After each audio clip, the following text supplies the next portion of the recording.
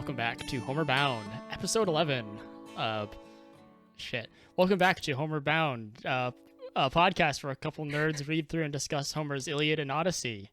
This is episode 11. There we go. We got the order correct. This is episode 11. We're talking about books 21 and 22. I'm Wriste. I am Llama. And we have I guess you're a less special guest now. Whoa, Dr. Daniel. Hurtful. We've had him on. What the fuck? Hurtful. We've had him on once before. We'll have him on that again. just makes him more special to me. Aw, Wriste. In a way, it's more special because he's the only repeat guest that we've had. Exactly. And it makes him less special because, well, we have him on so many times. You seem It's like if you really have a meal, attached to him being the less special guest. I'm gonna be consistent and say more special.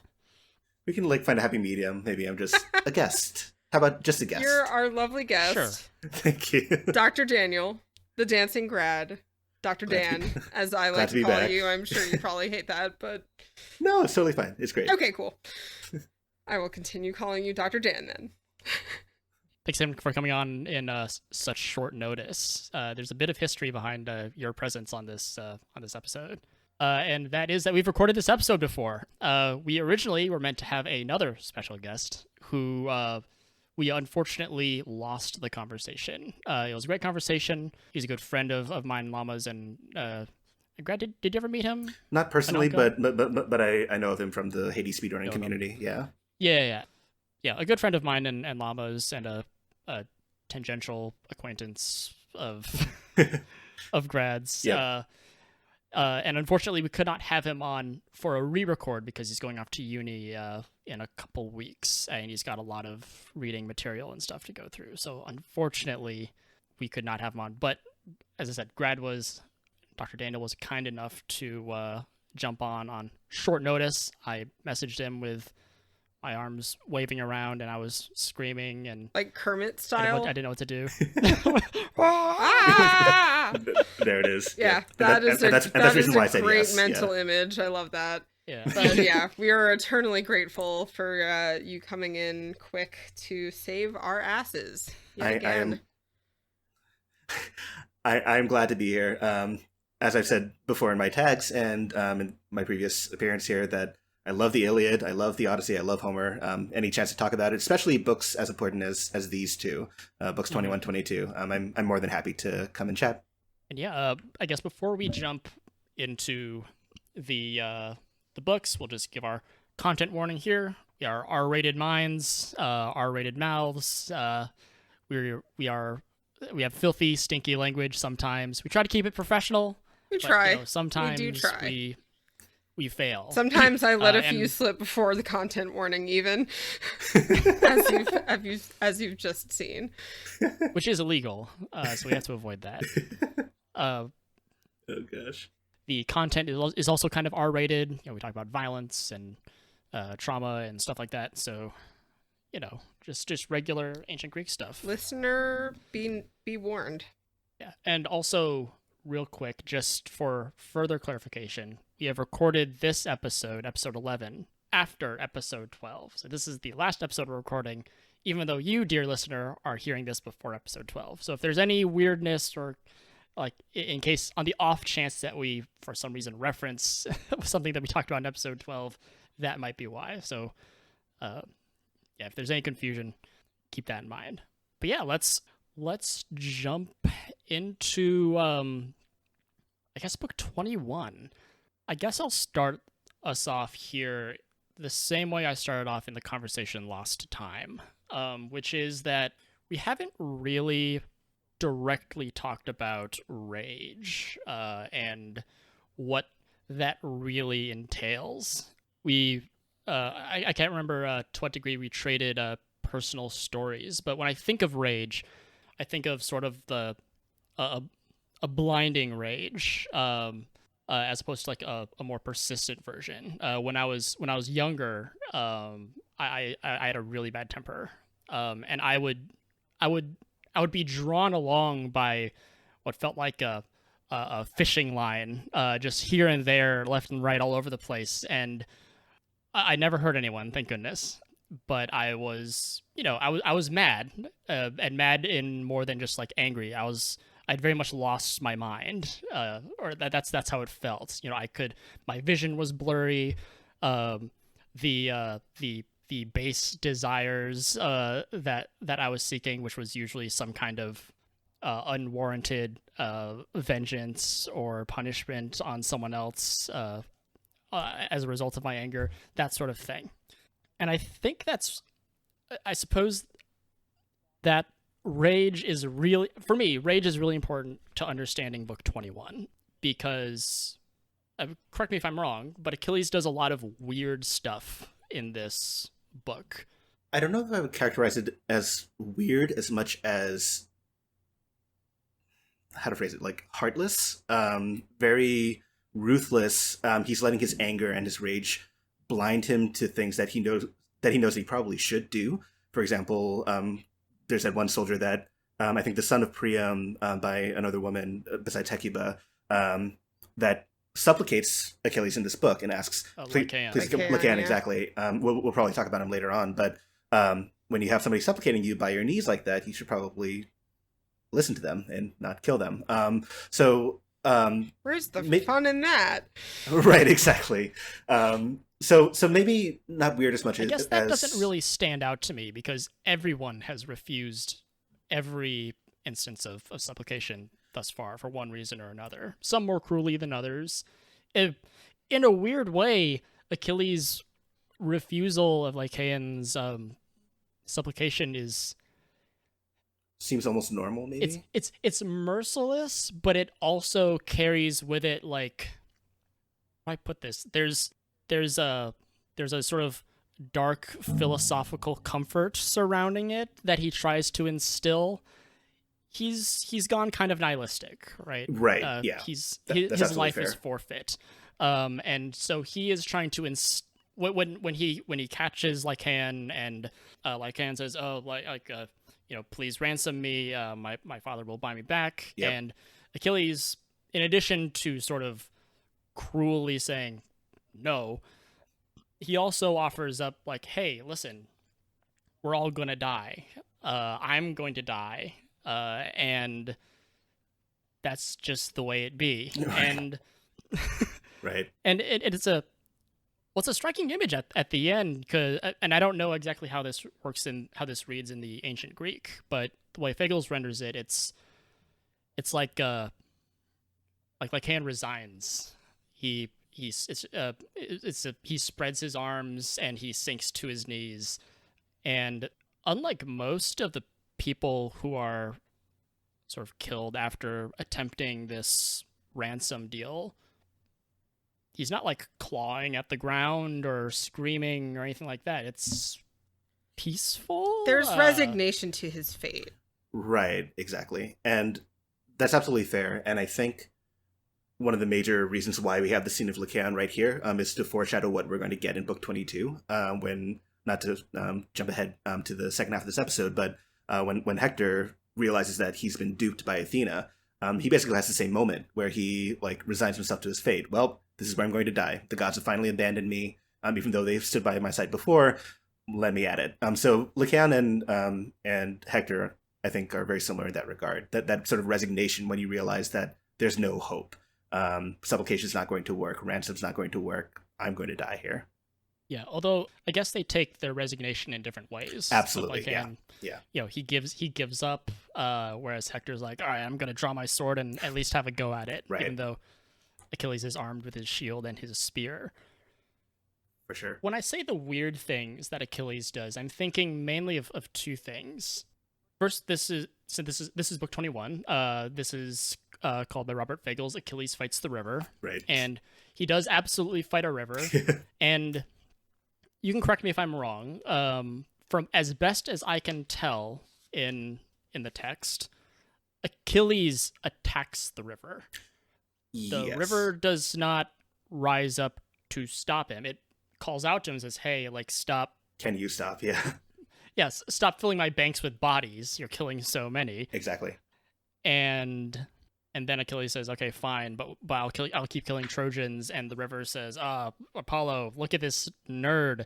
And then Achilles, it says he strikes at the heart of the river, which is crazy in my mind. That's one of the crazy things that Achilles does. So when I talk about, his rage, like there's this long-standing rage where he's like raging on at his own ships, but then there's like this very present fiery in the moment rage that sort of drags him this way and that. And that's, to me, that I guess that's how I understand Achilles deciding to attack the river. Right. And you're absolutely right. That is a pretty weird moment for sure. And now that I think about it, this part of the Iliad is filled with these weird moments too, right? So was it book 19 when we had the talking horse at the end of the book? Yes. Yeah. So, that was the one. So ways in which nature, whether it's animal or landscape, are being used to interact with Achilles in these very strange ways, for sure. It's around line 239 of this book. Apparently, the river, which is called alternatively either the river's commander or the river Xanthos, it goes by both names, apparently takes a man's shape before addressing Achilles. The river says something to the effect of like, according to Fagles here, if the swirling river had not risen, crying out in fury, taking a man's shape, its voice breaking out of a whirlpool, Achilles, stop. Greater than any man on earth, blah, blah, blah. Please stop filling my banks with, and my waters with bodies. And exactly as you laid out, it's sort of in the interaction between him and Apollo and the Trojans that Achilles gets really mad and starts to fight a river. There are lots of anthropomorphic natural features in ancient religion. This is just one example of them. And I think what's weirdest about this and what makes this such an interesting idea is just how far Achilles is willing to go to satisfy his anger.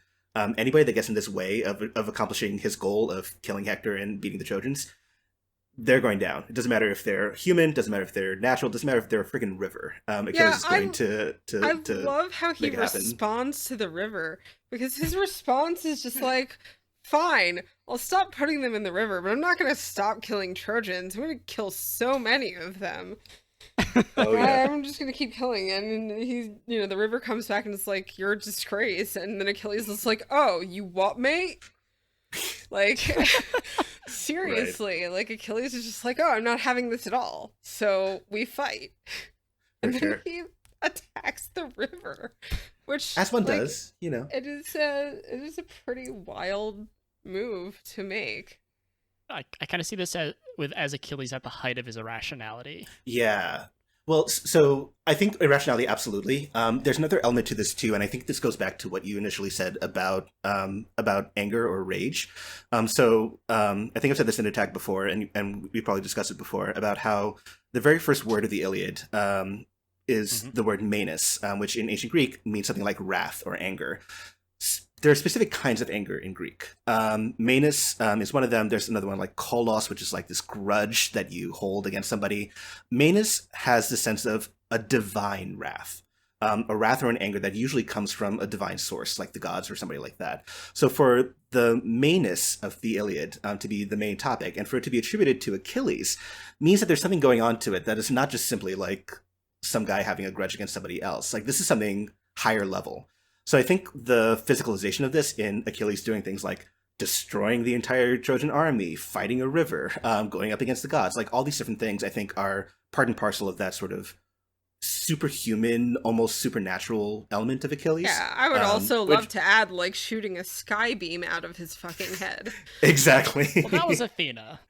Athena did that. Yeah, but that probably helps. Nevertheless, the characterization too, right? Yeah, I mean, like being helped out by Athena, being helped out by the gods. Like Achilles is not one of them, but he's clearly favored by Athena and Hera and other folks like them. So yeah, I think that Achilles absolutely is acting irrationally, but I think on a sort of a meta level, if we psychoanalyze what's going on here, there's probably an element of like, I'm better than the normal human being. I can do this. I'm the best of the Greeks. I'm able to take on the river's commander or Xanthos, until he realizes, oh yeah, rivers are big. They can drown me. They can do some pretty powerful things that I can't fight against. In our last conversation, I likened the image that I get in my head what during this, scene to like a really, really angry kid kicking a puddle and like, splashing all over themselves and everyone else around them and just being like really grumpy and angry. Obviously, it is a higher level. It is a higher level of wrath than that. But it's just a spectacular mental image I have in my head.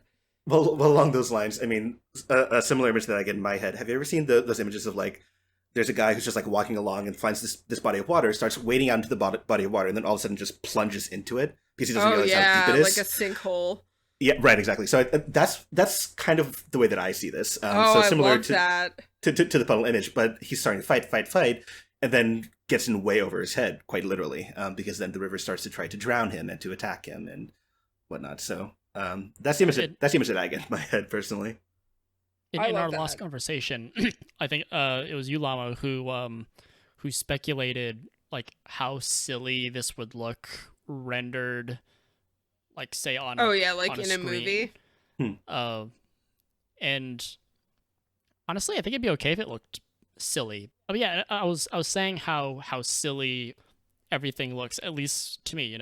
Again, like just the idea of someone like plunging headfirst into the river. There's a part where it says like the river rises up over him and it hits his shield, and like the shield, like a shield is usually used for against like weapons and stuff, but it's no good against water.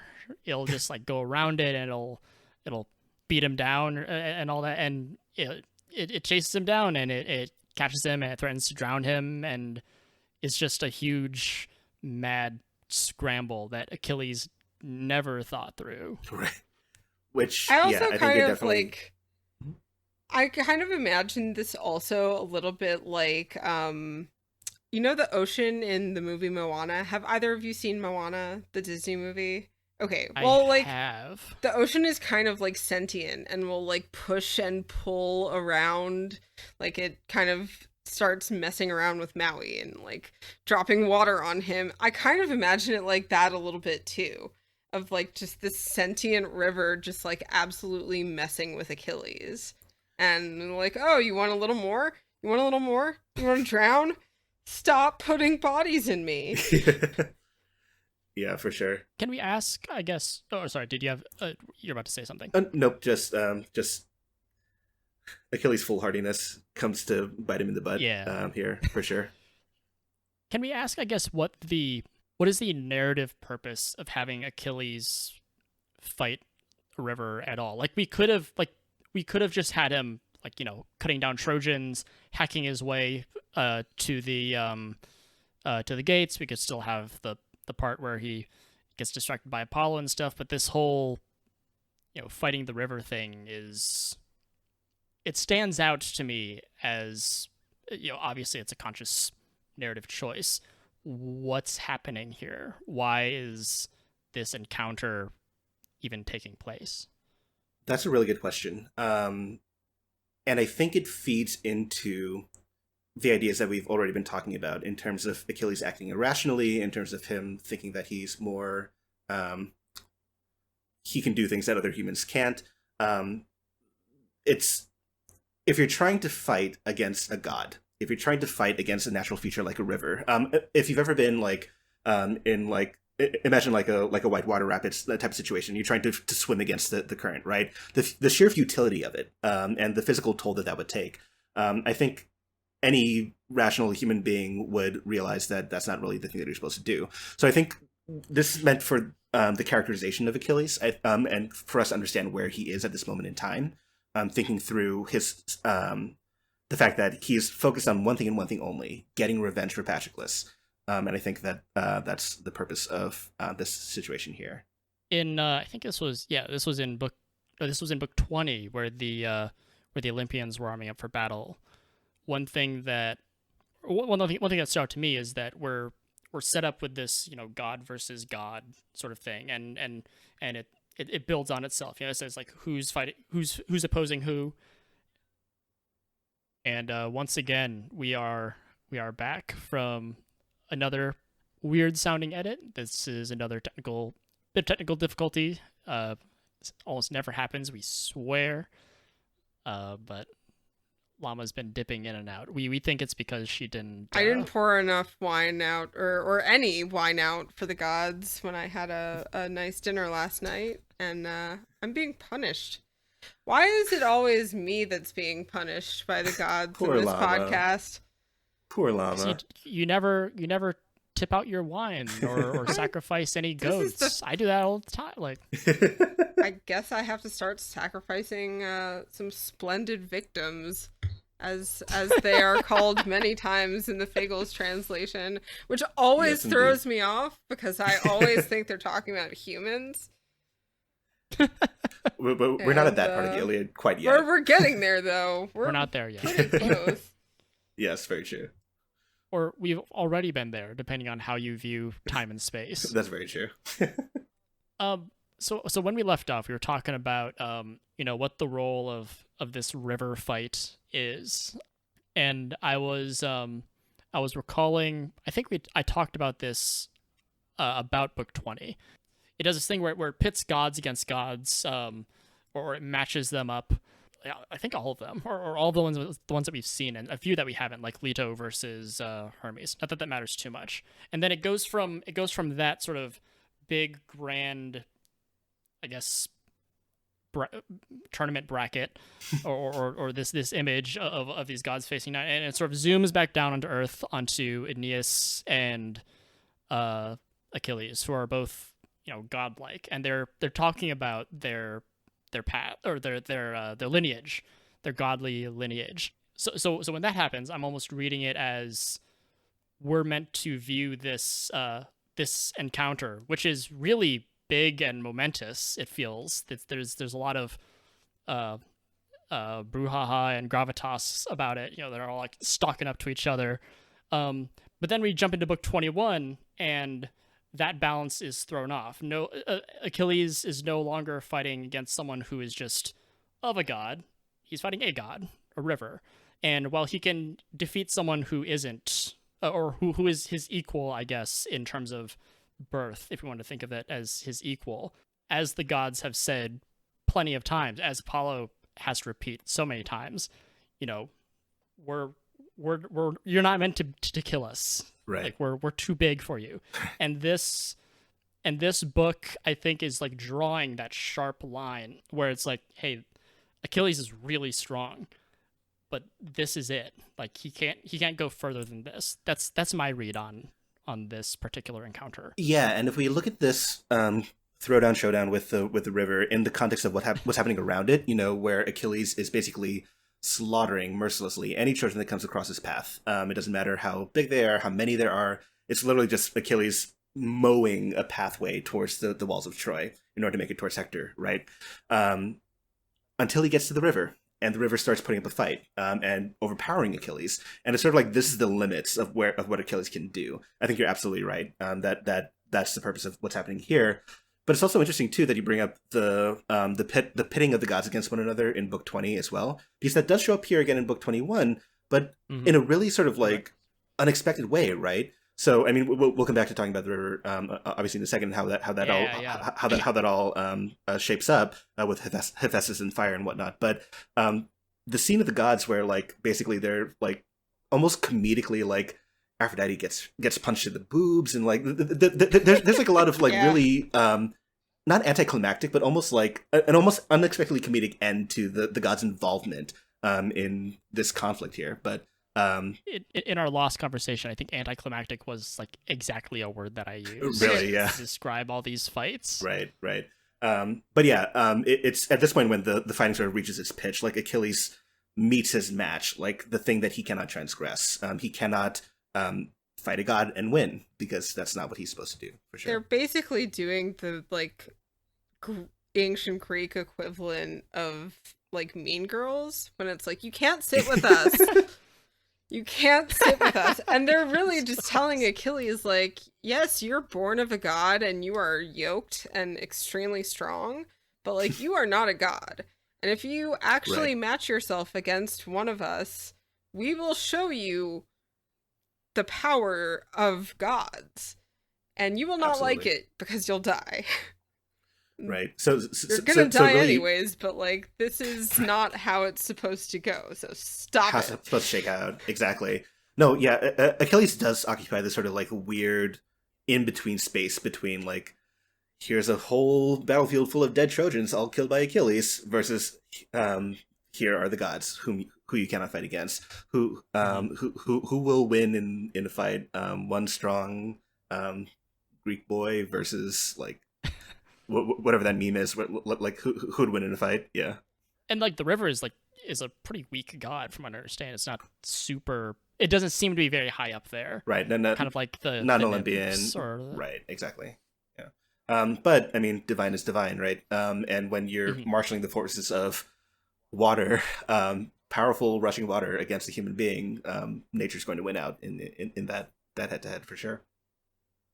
It's funny that you bring up again how sort of anticlimactic the fights that were set up in book 20 end up sort of cashing out in book 21. It is almost sort of humorous.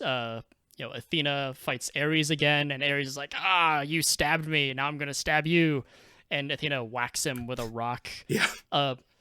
And this was especially interesting to me, like, because Ares is sprawled out over a incredible stretch of space. It's like 7 acres or something like that. Yeah, it's that's what Fagles renders it. I don't know if they had acres back then, but I don't know how big an acre is, but I know it's large. It's large, yeah. I know it's larger than like a foot, for instance, and anything that is 7 of more than a foot in height is pretty big. Is going to be pretty massive. Yeah. So the image of this is kind of jarring because we've always, or at least I've always seen them for the most part as like when they come down, they're like human size. There's one part where like Poseidon makes it across the world in like 4 steps or something, and that's kind of like a giant Poseidon sort of image. But this one, I don't know. That was, and as you said, Aphrodite comes to help him up, and she gets her titties slapped, and Apollo and Poseidon you just had to decide say to it walk like away. that. You just had to, didn't you? It was just the image of like. I mean, that's what the translation says. That's what it says. She gets punched Beats in the her breast. breasts. Yeah, exactly. Right, It's but that okay. Yeah, I mean, yeah. And even like Hera beating up Artemis by like stealing her bow and whacking her with her bow, like she boxes her ears or whatever, and she has to fly off to Zeus, which is a very like nice. It's like the nicest we've ever seen Zeus. Right. She gets beat up and bullied by Hera, and Zeus is like, oh, what's wrong? Yeah. And she's like, oh, your terrible wife beat me up. But like all this sort of anticlimactic god stuff makes me think I keep referencing this, but it makes me go back to like book 5 where, Diomedes is having the fight of his life, and he's at like the height of his excellence, and it's a big deal for him, and Athena just wants to prank Aphrodite a little bit. Yeah. Like there's so many like the levels are so much different. So Achilles is kind of doing the same thing. Like he's at his emotional peak. Like rage is such a vivid. Rage looks good on him. Emotion. Yeah. Yeah. Yeah. He wears it. He wears it well on the battlefield, and it's like this is it. Like this is his Aristea or part of it anyway. And here are the gods just messing around once again. That contrast just keeps coming up. For sure. I mean, like the gods and mortals clearly live in 2 different worlds, right? And the gods have an influence on what the mortals do, and kind of vice versa, but not really. The gods can do whatever the hell they want, let alone regardless of what mortals do. I think this really comes to a head in this book in particular too, and sort of like the dissonance between the heightened emotion and the power and the pathos of the Achilles part versus the slapsticky comedic nature of what's going on with the gods. When the gods want to save Achilles from the river, Hera gets Hephaestus, her son, and the blacksmith to wield fire against the river, right? So basically, Hephaestus starts to like boil the river alive, and the river says, "Stop, Hera! Why is your son boiling me? Please get him off. Make him stop doing this." And around line 428, This is what Hera says after hearing the river ask this. And Hera heard him, the radiant white-armed goddess, quickly cried to the god of fire, her own dear son, Hephaestus, stop, my glorious blazing boy. It's not right to batter another deathless god, not for the sake of these mortals. And Fagles has italicized the word mortals here, right?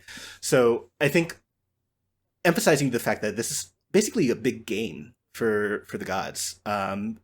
They care about fate coming about in the ways that it should be, but in terms of the stakes of the situation, their investment in the situation is much different than Achilles, for sure. And the levels of agency, the levels of power to bring events about are very wildly different as well. That's something I've said before, in the sense that, like, I've always kind of felt like the Iliad is really just like Zeus playing a game of chess against himself. Right. And all of the other gods kind of being allowed to comment and participate and suggest moves to him, but it's really just like Zeus playing a game of chess with himself. And I think it's more like fantasy football. I think that's also an apt description, but I just like the idea of like all of these Achaeans and Trojans as pawns on a board, and him just messing with them, essentially, and trying to checkmate himself. Trying to come up with some form of amusement that will suffice, because but conversely, eternity is a long time. They do have some emotional investment.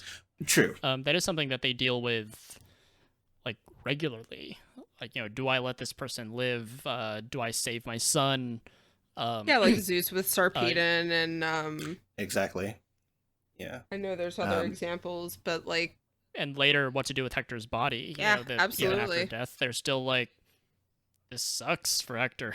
Right, for sure. And even when it comes to the death of Hector, again, not to jump too far into book 22, but even Zeus says, I feel really bad for Hector. Maybe there's something we could do to help him out here. And I think it's Athena who says back to him, are you kidding me? Like, that this is his fate. Do what you want, but then we're not going to respect you anymore for messing with the fates. So... the gods. I should temper what I said. They are emotionally invested, but the stakes for them, I think, are quite different than the stakes for Achilles, who wants nothing more than to avenge Patroclus, kill Hector, get it done. Almost the kind of emotional investment you'd expect in like a sports team or something. Yeah. You're there for it, and you do care, but unless you're crazy, it's not gonna like devastate you for eons to come. Well, it's also like you're not one of the athletes. So if one of them gets injured, it's not like you've been injured. It's not like, this is career ending for you. Where I think it's actually it's a really apt description to call it kind of like a fantasy football or baseball team. It's like it works really well. For sure. It's that similar level of investment where you get to live vicariously through those people, but you don't suffer the consequences, really, if things go terribly wrong. And gee, do they ever go terribly wrong. Although, I guess terribly wrong is relative, because this is all kind of going on according to Zeus's plan for how things should be going. Yes, things are going terribly right if you look at it from a certain perspective. There's one part that we had a little bit of some back and forth on in again our discussion, which was lost to time. And you and you being here, we actually benefit significantly from having had that conversation, because maybe you can help us out. Our previous guest brought the Lattimore translation. Lattimore. Is that right? Sure. Yeah. And there's this one part in particular when Achilles is being, or is on like the brink of being drowned by the river, and he like cries out this prayer or this lament, I guess. Saying like this is like, I blame my mother. This is all her fault. This all sucks. I would rather die some other way. And kind of a funny. This is also right off the back of him telling like, hey, everyone dies. Just accept it. It happens. And then here he is on the brink of death, and just having those two passages juxtaposed against each other, where he's like, "Oh, I'll accept any death except for this one," and and that's kind of how it reads to me. But in the Fagles translation, it's very impassioned, and there are a lot of exclamation points and such. This is from lines around like 308 to 320, by the way. Okay. Yeah. Yep. And in Lattimore's translation, Ananka, our lost guest, pointed out that this passage is rendered a lot more somberly, I guess, or there's less outburst and drama about it. And I guess I'm curious then, because I never really thought about it that way. Like, it seems obvious to me that, of course, Achilles is raging at the height of his emotional whatever. He's on a rampage. But perhaps that's just a product of how this is translated, and maybe I imagine you have some insight into this disparity. Yeah, for sure. So the difference between Fagles and Lattimore's translators, I like Lattimore's translation for its quote unquote faithfulness to the ancient Greek, because whenever I teach intermediate Greek and I teach Homer, that's often the translation that I suggest to students, because Lattimore does a really good job of like, this is the verb from the Greek, and he translates that pretty faithfully into the English and whatnot. But what he has in faithfulness to the ancient language, I think he lacks in pathos and emotion. It's a very, I wouldn't call his translation dry, but it's a lot more straight shooting than Fagles is. Fagles is very poetic, and he really does a good job of like drawing out the emotion and painting the scenes. Here, I'm looking at the ancient Greek right now. I pulled it up as we were talking, and the tenor of the Greek, I think, sort of strikes a happy medium between Lattimore and Fagles. In the ancient Greek, there are certain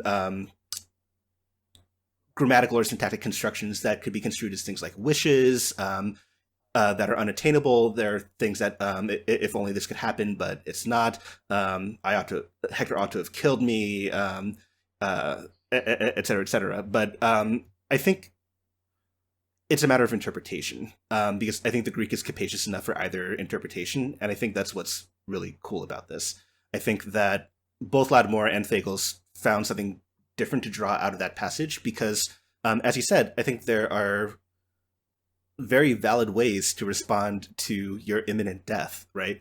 Particularly if you've been told by divinities that you're going to be dying in a certain way, like you're going to be dying at the walls of Troy or something like that, not drowning to death by a river that you picked a fight with, right? Right, exactly. So I think it could be read in either direction. I would hesitate to say that Lattimore or Fagles one is more right than the other, or one is more faithful than the other. I think they're just artists, poets who are creating their own versions of the story. What also comes to mind to me is how much we've discussed this as an oral tradition and as a performance, and how much variance there could have been as that. Like, just Absolutely, think about, yeah. like, how, differently actors portray, like, Shakespearean characters, for instance, and how much variation there can be with any one given interpretation of those words. There's so much. And so I think that it's really interesting to see the difference between Lattimore and Fagles. But I also, like, not knowing the Greek at all. I don't know ancient Greek. I don't know current Greek. I don't know Greek. However, Yep. I just think it's one of those things where, like, there could be so many interpretations, and there have been so many interpretations, given how many times this must have been read, performed, translated, et cetera, et cetera. So, like, it just has to be ridiculous. I really like the way that Fagles goes about it, because I think there is that passion and that kind of spice to it that I really like. That also continues to make, Achilles seem like an emotionally unregulated teenage boy, but Absolutely. Yeah, no, I mean, the Greek is just super interesting. So, I mean, just to take an example, the first two lines of the Greek, so the way that Fagles renders it here is, Father Zeus, To think in all my misery, not one god can bring himself to rescue me from this river. Then I'd face any fate. That really has a sort of like teenagery type of like rebelliousness. Yeah. Well, come on, really? Type of feeling to it. Very complainy. Right, exactly. The Greek kind of is there. The Greek here is Zeo pater hos utis metheon eleenon hupeste, ek potamoio saosai, epeta dekai ti pathoimi. And the key words here that I think Fagles does a really good job of rendering. One key word is eleenon, which is the word an adjective that means like pitiable or to be pitied. So to think in all my misery, like if you're in misery, somebody's going to take pity on you in that way. I would suffer, I would endure something if I knew that the gods were on my side or trying to do something here. Then I'd face any fate. The verb pathoimi comes from the verb, what is the verb? It basically means like to suffer or to endure something, to undergo something. So again, like the elements of the Greek are here in Fagles, and I'm sure they're there in Lattimore as well. It's just a question of the story that they're trying to tell. Lattimore being a little bit more straight shooting, and Fagles being a bit more flowery and a bit more emotional in his rendering. Can I ask one more tiny? I'm hoping this won't take very long, but very tiny. Yeah, sure. Because at the very end of this little blurb, I thought you were about. I think I know what you're about to ask, but go for it. Yeah. Trapped in this monstrous river, like some pig boy, swept away, trying to ford a river torn. Does it actually say pig boy? It actually does say pig boy. God, so the well, so the things I never thought I'd be saying on a podcast. So the Greek term here is the Greek term is souphorbos. And the "su" part comes from the Greek word "sous," which literally means like pig or swine, like porcine. Right, exactly. And the phorobos part comes from the verb "pherbo," which means to feed or to nourish. So basically, like a swineherd, or somebody who takes care of pigs or swine or something like that. That's literally what the Greek says. That is absolutely faithful. I really love that. Sorry. You started getting into the Greek, and I was like, oh, wait, I can use this to my advantage. But when I was reading the translation, I was like, maybe I should look at this in the Greek because I have a feeling this is going to come up. And lo and behold, here we are with the pig boy in Achilles' speech. I guess just to jump off of this section where, Achilles is like complaining or crying out to the gods, I guess is a more neutral way of putting it. I like Poseidon's response. He's like, you're right. Like, you're not fated to die here, so don't worry about it. Dude. Right, exactly. And they kind of just leave. They're gone. Yeah, that struck me as funny, too. I was like, so you're not going to do anything here? You're not going to, like, help keep him above water? Like, there's nothing you can do here? Apparently not. And I guess that's Hera and Hephaestus's job. Yeah. Yeah, I mean, it's like, I think there's part of them that kind of knows that she's going to swoop in and take care of this, and that's why they don't do anything. This is absolute speculation on my part, and there's absolutely zero evidence in the text to back this up. But, the very next thing that happens is Hera swoops in and Hephaestus lights the frickin' river on fire. So... Well, he does say, it's not your fate to be swallowed by a river. He'll subside, and soon you'll see for yourself. So they do have some foreknowledge of what may happen. This is something will stop the river one way or the other. And if it's not meant for them to do it, then I guess they're just like, hey, like, we don't have to do anything here. Someone else is going to do it. And we're just here to cheer you up, Achilles. Oh my gosh. That's the vibe I get. Not to bring up too many memes, but have you seen the one where it's like it's like a 4-panel comic where it's like somebody's like drowning and like their hand is like above water trying to like reach out to somebody else, and like the other person who's like up on the dock just like gives them a high five and then lets them drown. Yeah, I've seen that one. It's that's basically exactly what Poseidon does. Exactly. That's the image that I get out of this too. That's fantastic. But with the knowledge of, this is all going to turn out okay in the end for Achilles. Like, he's not going to drown here. He's going to die later, but not here. Yeah, and they know that he's going to keep going on killing, and they're like, good for you. It's like they're standing there at the banks just like thumbs up You're gonna be fine, kiddo. Just keep killing Trojans. It's gonna be all right. Right. And he and everything's gonna very much work out does one way or that. another. And it does kind of highlight again sort of the difference in like what levels the gods and even the mightiest of the mortals, Achilles, is going through. I said Achilles is having the fight of his life, and Poseidon says, "Courage, Achilles! Why such fear, such terror?" Right. I don't know, because I'm drowning. Like, that's why. Exactly. I am curious as to why. Just to go one layer deeper in this rabbit hole before I think we can close out. We can close out this episode on something after the rabbit hole, but one layer deeper. Poseidon and Athena come to him after this prayer, but only Poseidon says something. Why is Athena there? She doesn't say anything. She doesn't do anything. Poseidon's the one who talks, and then they just leave. Like, is it just because Athena loves him and she's there, or is it like a show of support? I think it's that, and I think again, sorry to keep on jumping into book 22, but I think looking forward to what Athena's going to do to help bring this part of the story to a close, namely to assure Achilles, yeah, this is the moment, and also to trick Hector into staying out and stopping him from running away from Achilles. I think Athena's presence here sort of sets us up to expect her to come back later on. Maybe for the exact reason that you just pointed out. Athena's here in the scene, but she doesn't really say anything. Like, what's the point? And then all of a sudden she comes back, and then we realize that she has a bigger part to play in this than assuring Achilles that he's not going to get drowned by a river. That's the sort of like the quick idea that I have about it, but I'm open to other interpretations. Not be significant, Yeah. Or maybe I don't know. And then we can sort of close book 21 on. I mentioned two weird things that Achilles does, which if we rewind, I've talked about, like his sort of blinding rage, and this is how I see him in this. I see him in this like rage-filled fugue state of killing, and also doing just totally irrational things. The first of which, attacking the river. Why would you do that? Because you're so mad you don't care what you're attacking. It's like the guy who thinks he can fight the entire bar, when really he's not totally equipped. But at the end of the book, he does another weird thing, which is he just gets super distracted by first by Agenor himself, and then by Apollo, who saves Agenor is one of Priam's sons, if I remember correctly.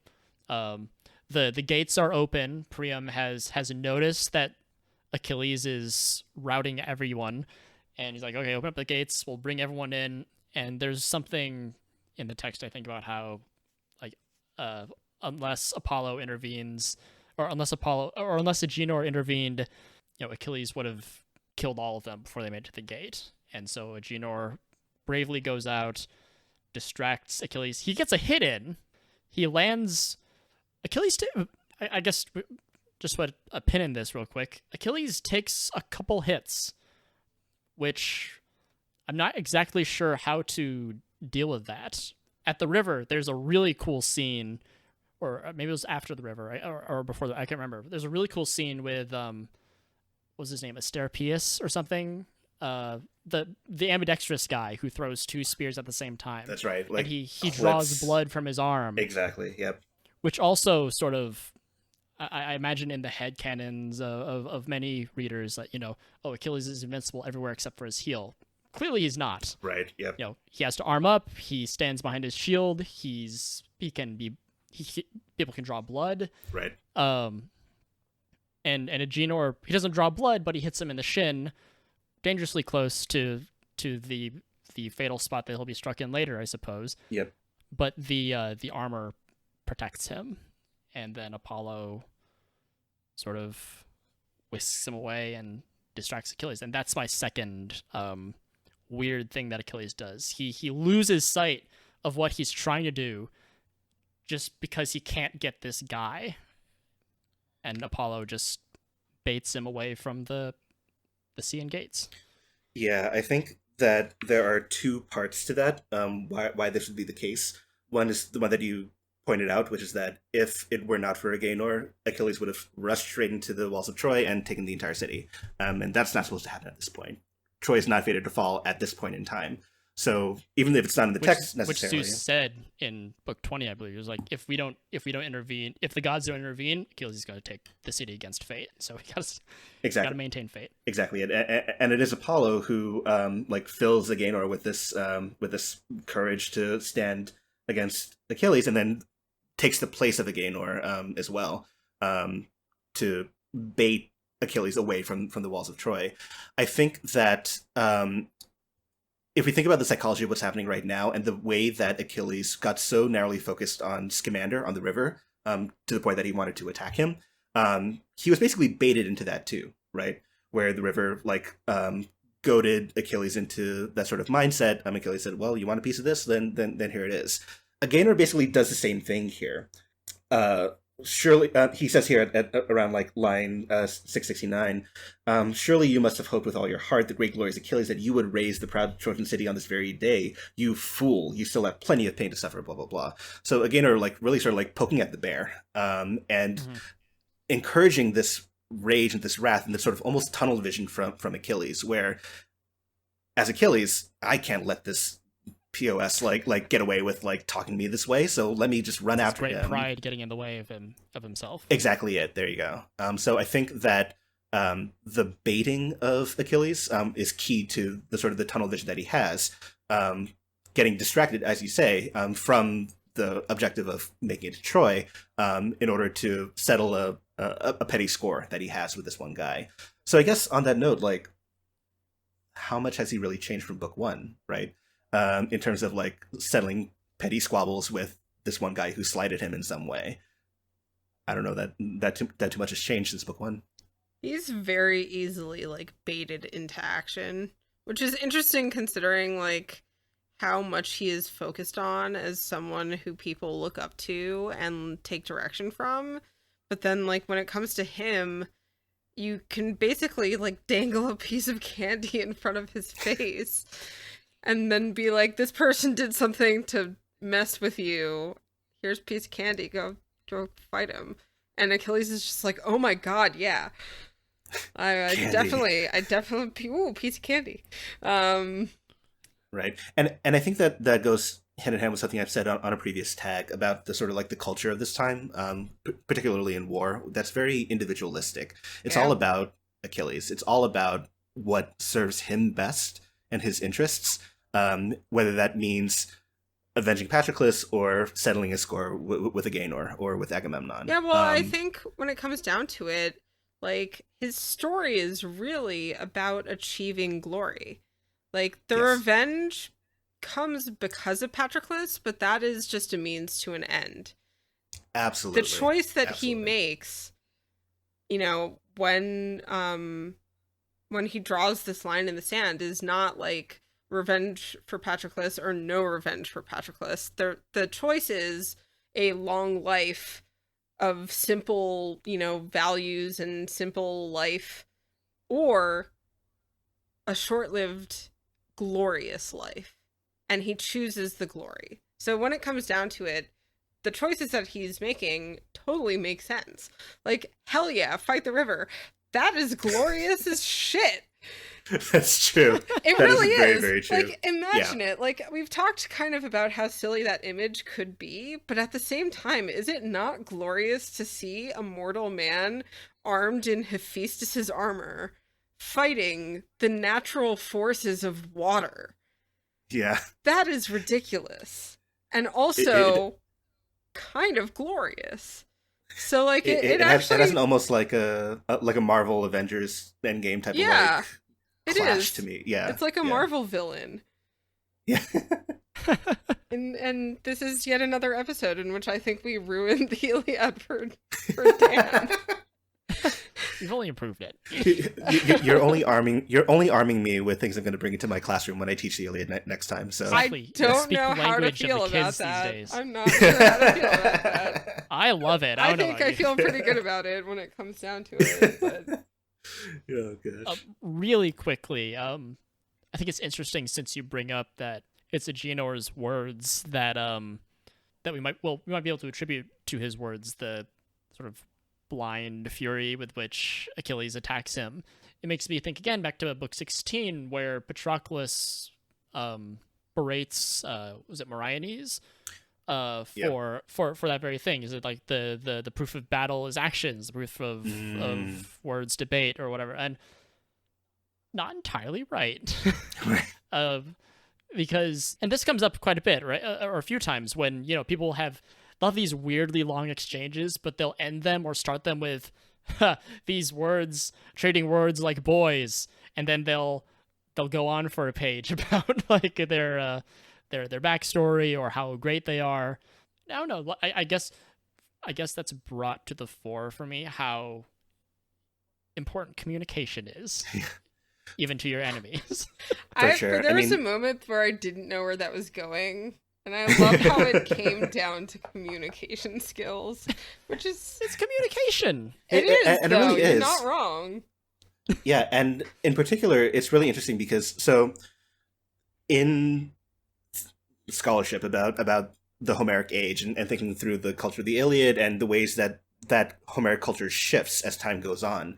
There are a lot of different dichotomies that are drawn, a lot of different, like, one thing versus another type of juxtapositions that we can make. I've already alluded to one of them, sort of like individual versus community, like a singular person like Achilles versus the entire group of Greeks, like, which will end up winning out. Another dichotomy that's often drawn is this idea between actions and words. Actually doing stuff or just talking shit. And I think that one of the biggest ways that this comes to the fore is in the difference between the Iliad and the Odyssey. The Iliad is all about deeds. Yeah. It's all about actions. We're talking about war. We're talking about spears. We're talking about killing folks, taking their stuff. The Odyssey is focused on Odysseus, this sort of trickster type of character that's very wily, can talk himself out of any situation, can dissemble himself, can do a lot of things like that. And a character like Odysseus can only thrive in a post-Iliadic world, when it's all about words and convincing people with words and doing things like that, as opposed to duking out on the battlefield. So it's really interesting that you bring this up, like the idea of words and communication sort of like creeping into the Iliad as this sort of like theme that allows us to, I guess, provoke people into action. Words as a prelude to that type of idea, in a way that and also is going to since you mentioned words versus action, it just makes me think of the I can't remember what it's called, but the story where between Ajax and Odysseus, right? Where exactly the judgment of the arms, exactly.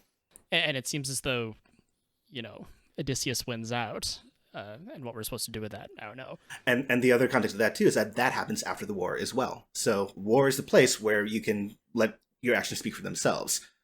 Once war is over, what happens when we start shifting towards this new model of persuasion and words and conversation becomes so much more valuable. Exactly it. When you can't talk with your fists anymore, what happens with the words that come out of your mouth? That's basically the shift that happens after this.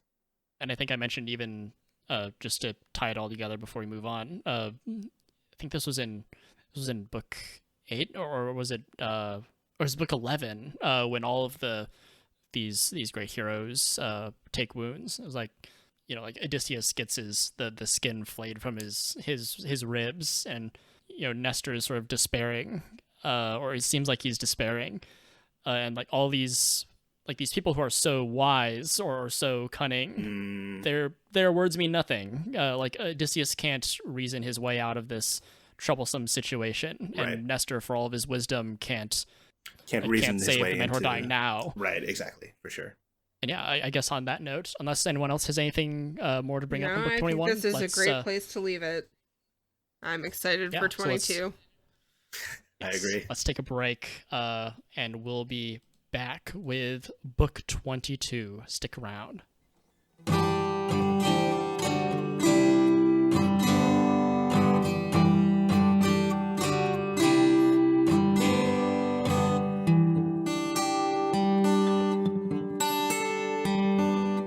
Hello, dear listener, and thanks for sticking with us through our little break.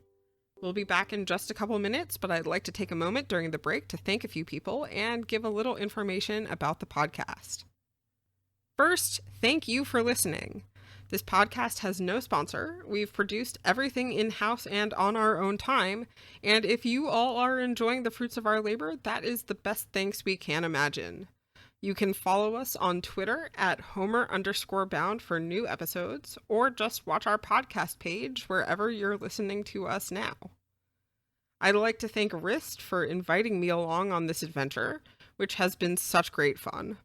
I'd also like to thank the composer and performer of all the music you've heard throughout the episode, who happens to be my dad. Thanks, Dad. You are the absolute best. I'd also like to thank Bubbo for her contributions to the audio, Webs2D for original art of my llama character, Total Love for additional art and graphic design, and Ghosty for graphic design as well. I'd like to thank our many guests for their time and expertise, and finally, an especially big thank you to Dr. Daniel, who closes out each show with additional insights on our discussions. We hope you'll consider reading along with us. We are using the Robert Fagles translation of the Iliad, and while we try to keep things intelligible for those who are new to the story, you might get more out of our discussions if you've read ahead, so feel free to pause and return later once you've read up. We would also like to remind you to stay tuned after Wriste and I have finished, since Dr. Daniel will have some awesome words of wisdom to add to our discussion. All right. Thanks for hanging out through our break. I will give it back to me and Wriste for the second half of this episode of Homer Bound.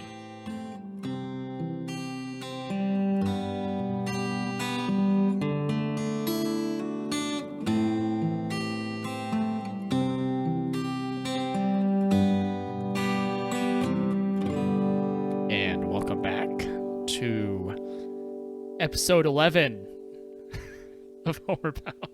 That's very assertive. Well, I don't usually reintroduce reintroduce the episode number after the break, so that was just sort of me receiving special inspiration to choose that number as the one that we're talking about. The important number, of course, is that we're talking about book 22, the death of Hector. I have refilled my water and stretched my legs. Hopefully, y'all have come back with beverages. Indeed. Cheers. Cheers. I love seeing no one else can see, of course, because this is an audio medium, but I love seeing the different glasses or vessels that people bring. I feel like it says so much about each person. It does. Like Llama has her Lord of the Rings cup, and she has her new favorite mug that she's using right now. Love my mug. And Dr. Daniel has. Is there a design on the glass or no? It's more of a gradient. It's like a blue. Yeah. Blue to clear gradient type of thing. Ombre. Yeah, and it's got Ombre. It's got flat sides and sort of like a 12-sided cup in a roundish shape. Very logical. It's practical, but it's above minimum. It is not. I have a water bottle. Which... Ah, yes, the lovely plastic water bottle, yes. So now you know what types of people we are. No. Absolutely. That's important. I always love that, like looking into people's cabinets and seeing what cups they have, or looking on people's bookshelves and seeing what books they have. Kind of bowls they yeah. have. Oh, yeah. I love that.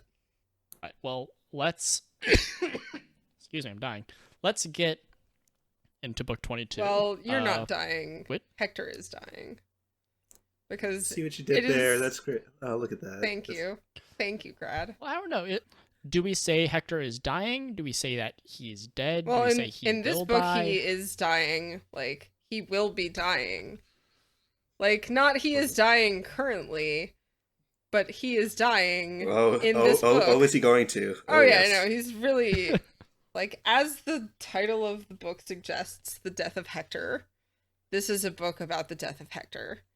And probably one of my favorite books in the entirety of the Iliad. It is intense and emotional and confusing and wonderful. Yeah, there's so much emotion and significant action. So with that in mind, I'm going to ask a question about structure in the text before we get to those significant things. So, and I guess I've been meaning to ask this question throughout this entire podcast, but this is like the perfect opportunity, because it seems like book 21 ended a little early. It seems like book 22 has stolen a little piece of book 21, like like a cancerous cell floating off into some other part of the body. Because we end book 21 with Achilles being distracted by Apollo and all of the Trojans running into the gate, which is a fine enough place to end. But in book 22, we have this, like, we sort of finish this like little scene between Achilles and Apollo, and not 30 lines in, there's a, after this brief exchange, where Achilles tries to, he puffs up his chest. He's like, if I had the power to beat a god, I'd beat you up, Apollo. And Apollo's like, whatever. But it also seems like this is a good place to end. No more words. He dashed toward the city. Blah blah blah blah blah. Sweeping across the plain in easy tearing strides. So Achilles hurtled on, driving legs and knees. Like, that feels like a good spot to end book 21 as well. So I guess the question that I was alluding to earlier is, how are were these really segmented off, or were these also sort of decided upon by like how it was found, or by the people who are translating it and stuff like that? So that's a really good question that the very short answer to is we don't know. We're not entirely sure. I had a feeling that would be the answer. Unfortunately. So in terms of the tradition of the text of the Iliad, there are people who can speak to this much more in depth than I can, but my understanding is that the text of the Iliad as we had it, the earliest source that we have for it comes from a manuscript that I think postdates the composition of the Iliad in the 8th century BCE by about 1600 to 1700 years. Over 1,600 years is the first attested physical manuscript that we have of the text of the Iliad. And I think there are different theories out there as to how the text came to that form, about when these divisions between books came into being, whether it was a matter of you have a manuscript on different scrolls, and a scroll could only hold so much text on one thing, and one scroll equals one book or something like that, which doesn't explain why there are some imbalanced books. Like, some books are 500 lines, some are 900, so that's not a really good explanation of that. There is some thematic consideration, it seems, in these divisions between the 24 books of the Iliad. Another one that I think of is between book 16 and book 17. So Patroclus dies towards the very end of book 16, and then book 17 sort of like picks up right where we left off. But book 16 has a sort of like almost cinematic end to it. So Patroclus dies, and then Hector goes riding off into battle with the horses that he stole from Patroclus, right? And I think that's another natural sort of like ending point. But it doesn't quite get right back into the exact same scene the way that this transition does, for sure. I'm sorry, the short cop-out answer is I don't know. I'm not entirely sure. But that's fair. But I think that there have been studies done about trying to find some coherence in why books are divided the way that they are, when they stop, whether there's any formulas or anything like that we can use to try to advance ancient evidence for these divisions. But our best guess is just that this is the way that it came to us 1,500 years after. Sure. The thing about that for me, though, is like, you shouldn't be sorry at all, because that's just something that happens with every part of history. Like, there's only so far that it goes back. And I think it's one of those things that stands out to me when I read this, and I'm like, how the hell did this actually survive? That's the other thing, too. So one of the big topics in classics conversations, particularly when I'm teaching a course in translation, the very first thing that I talk about is the concept called the accident of survival. In the ancient world, we had so many different works and so many different authors and so many different plays and so many different epics and things that we understand from different testimony and different people talking about it. But in terms of what we have surviving to the modern day, barely a fraction of what was written in the ancient world. One quick example is that the playwright Sophocles, who won a lot of competitions in ancient Greece, wrote around 124 plays or something like that, we only have 7 surviving to us in the modern day. So the fact that we have this Iliad surviving in this form, when the Iliad is even older than Sophocles, is something of a miracle. It's nothing short of absolutely incredible.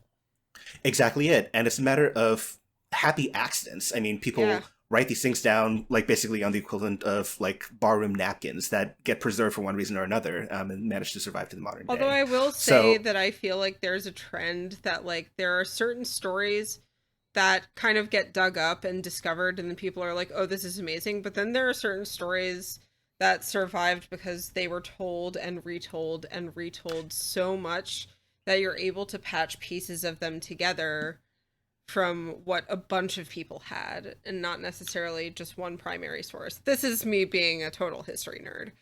Like, right, but that's absolutely right. I mean, in terms of, like, fragments and testimony and, like, patching together different things from what other people say, absolutely. But it's also a question of, like, what stories get transmitted. I mean, I'm sorry, this is diverging a little bit, but I mean, the stories that we often get from the ancient world are often about, you know, men, often about elites, often about different, about groups of that sort of echelon, right? So the question becomes, how do these things get promulgated? Because people in power want these stories to be passed on. Men are taught to write, and men are educated, and women were not nearly at the same rate. Some were, but very many weren't. And if they were restricted by the powers that be. So yeah, again, the fact that the Iliad existed, like, and continues to exist, still always kind of blows my mind a little bit. Right. And then just to bring it back to the original question, I think just the way that it comes down to us and the decisions that different editors have made, or different people who have, like, preserved this text along the way have made, often there are a lot of questions that we want to ask that we don't necessarily have the answers to.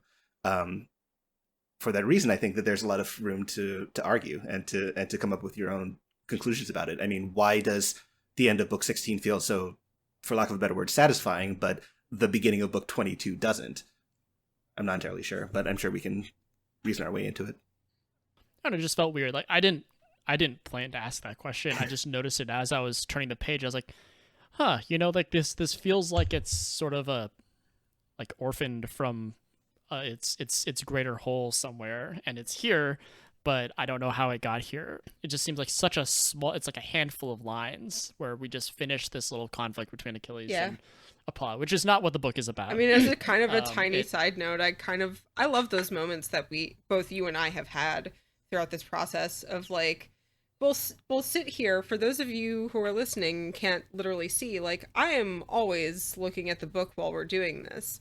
I'm looking at Wriste, I'm looking at the book, I'm looking at guests if we have them, and sometimes things just pop out to you when you're actually looking at it and talking about it that wouldn't otherwise. So I love it when stuff like that comes out. I love that question. And on that note, so as you're saying, like flipping through, like it brings up different ideas and different things that you didn't necessarily notice before.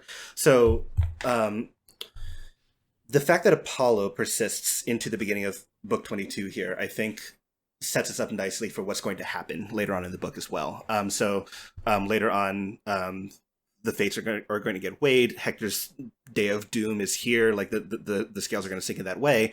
And it's at that point that Apollo leaves. Fagles specifically says at line, where is it?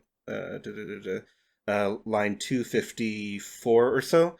The situation is that Zeus is, like, weighing the fates of Achilles and Hector. The father raised the scales high, and down went Hector's day of doom, dragging him down to the strong house of death, and god Apollo left him. So if we start at the moment here in book 22, when Apollo is still very much helping out the Trojans, and he's able to, like, boast back at Achilles, like, haha, you got hoodwinked. All of a sudden, the fact that Apollo leaves at this point really helps the idea sink in that Hector is really screwed. Like, this is the moment when it's going to happen. He's kind of been at your back this entire time, and you've seen him interacting with Achilles negatively, and then he's gone. And there's no other inference to make other than, oh, fuck. Exactly it. And we're not the only ones who, of course, know that Hector is totally screwed. The book, I think, really begins with Priam and Hecuba on their walls. Oh yeah. After, and this was a weird, uncertain part for me for a while as I read it over and over again, because, you know, everyone's in. except for Hector. And for a while, I thought that Hector like couldn't get back in for some reason. That this is the part where to get ahead of ourselves a little bit, Achilles chases Hector around the wall, and in my mind, I was like, oh, Hector's trying to get in, but Achilles keeps cutting him off because he's so fast. But that's not what's happening. Hector is staying outside of the walls, and his mom and dad, Priam and Hecuba, are begging him to come back in very passionately. And using different tactics to try to get him to do that, right? So Priam talks about how without Hector around, the entire city is going to fall, including him. He's going to be subject to being eaten by the dogs and whatnot. Hecuba tries to get him to come inside by appealing to her motherhood of him. She bares her breast. Yeah, says, so this is a part that I actually... I brought this up in the last conversation, and I say this only now because... You have to get past our own teenager. I am, once again, I'm immature. But, so... Sure. The wording for me, though, was really odd. And, like, it takes me aback because Priam, like, literally just says, like, it's terrible when an old man's killed and the dogs go at his head, his gray beard, and mutilate his genitals. And, like, that is the cruelest sight in all of our wretched lives. And, like, first it made me giggle, and then I'm just like, why specifically those parts?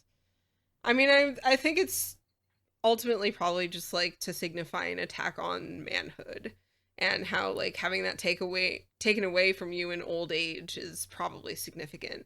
And then it also like describes Hecuba like taking her breast out, and like in my head, it doesn't specifically say this, but in my head, like basically shaking it at Hector and being like, look at it, I fed you from this very tit. And like, she's shaking a bag of sand at him. Oh my god. No, Wriste, no. I'm sorry. So, about the dogs. Okay. Serious conversation. We're having a serious conversation about a serious book. Serious-ish. Let me pull up the Greek, because I'm interested to see what the Greek is saying here. But basically, so to the first point, I think that in addition to being funny haha, I think also that like there's a sense of like not intimacy, but like the desecration of a body is disgusting and awful to begin with. But for dogs to mutilate something so intimate and something so like personal as well, really sort of like emphasizes how mangled and how terrible the state of the corpse is going to be. Think about all of the deaths in the Iliad, wherein somebody gets speared through the stomach and then their bowels spill out or something like that, right? It's the same. I think it's the same sort of idea where like there's a sense of like intimate like interiority to that area that should never be exposed. The most tender, parts of your body being attacked, and and in a lot of ways like some of the more useful parts of your body, because obviously those are also used for reproduction. Although in an old man, maybe not so much. I don't know. There's also a weird, I don't know if this is the best way of putting it, but juxtaposition of like power and helplessness, I suppose. Yeah. King Priam, he is powerful, but he's also describing himself at his most helpless, like because he is in a way helpless, despite his power. I guess that that kind of juxtaposition, seeing a king lament and describe his fate so vividly, is like as an onlooker, it's surprising and a little shocking.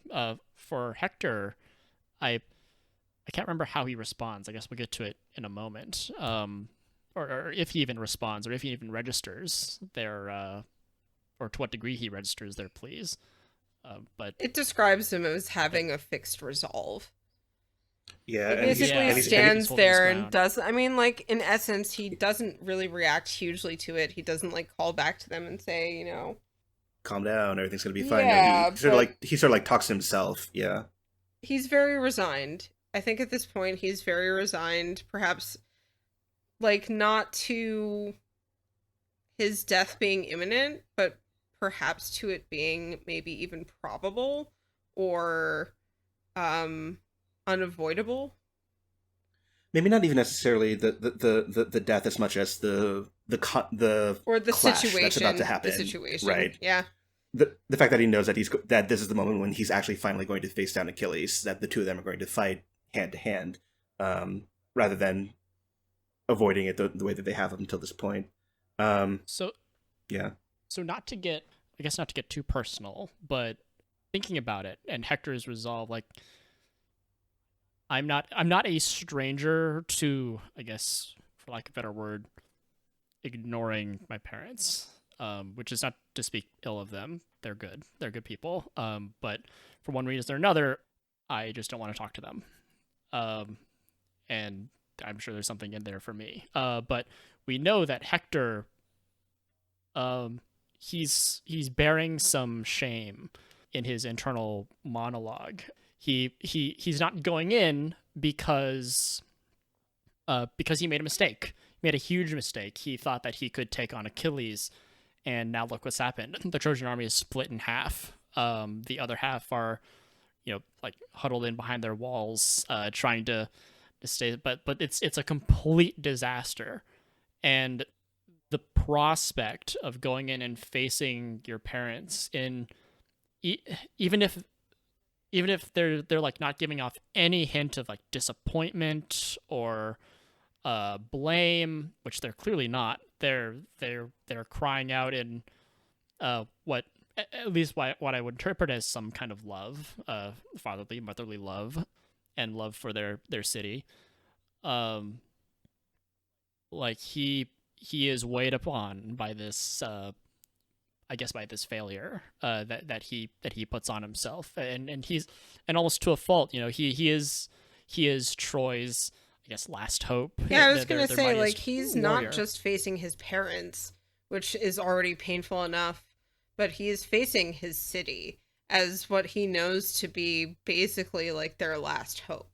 And God, if that's not pressure, I don't know what is. Like, yeah. It's not only pressure, but it's shame and it's disappointment. And and he literally says, my army's ruined thanks to my own reckless pride. So, like, he knows that he bears the responsibility for it. What's really cool about this, too, is, so I'm looking at the Greek as well, and this is one instance where the Greek where the English loses something that's in the Greek that I think contributes to this characterization of Hector sort of piling this onto himself. What he says in the Greek for the exact line that Llama just said, so the translation is, now my army's ruined thanks to my own reckless pride. The way the Greek works out is actually, nundepe olesa laon atastalesin emesin. Now, because I have destroyed my people because of my folly. It's an active verb in the aorist tense, nerdy language stuff. But the subject of that verb is I. I destroyed. I killed my people because of my own folly. And aide omai troas kai troadas helkes peplus. I am ashamed before the Trojans and the Trojan women with the long trailing robes. So, and this verb as well, aide omai, first person singular, I. It's about me massively fucking up. Like, I made the mistake here, and that's why I cannot face the I would die of shame, aide omai, to face the men of Troy and the Trojan women. I could hear my favorite college professor like yelling at me about passive voice as you were saying that. Yeah, there you go. Exactly. These are active verbs. That actually really like kind of solidifies my point of view and what I just said about that. I think it really has so much to do with him facing his people, not just his parents, but Troy, and like Absolutely. Walking into those great walls in shame. Absolutely. If you'll indulge me for one more nerdy grammatical point, actually. No, never. How could you? Oh God, the horror. Sorry. We bring you on for your knowledge of ancient Greek. Perish the thought. So the verb that I just said, aide omai troas kai troadas helkes peplus. I am ashamed before the Trojans and the Trojan women with long trailing robes. The verb eidaomai is actually in what's called the middle voice. So there are three voices of a verb in Greek. Active voice, where the subject performs an action. Passive voice, where the action of the verb happens to the subject. So I see versus I am seen. Active versus passive. There's a third voice called the middle voice. That is basically the active voice when you have some sort of personal stake in the action of the verb.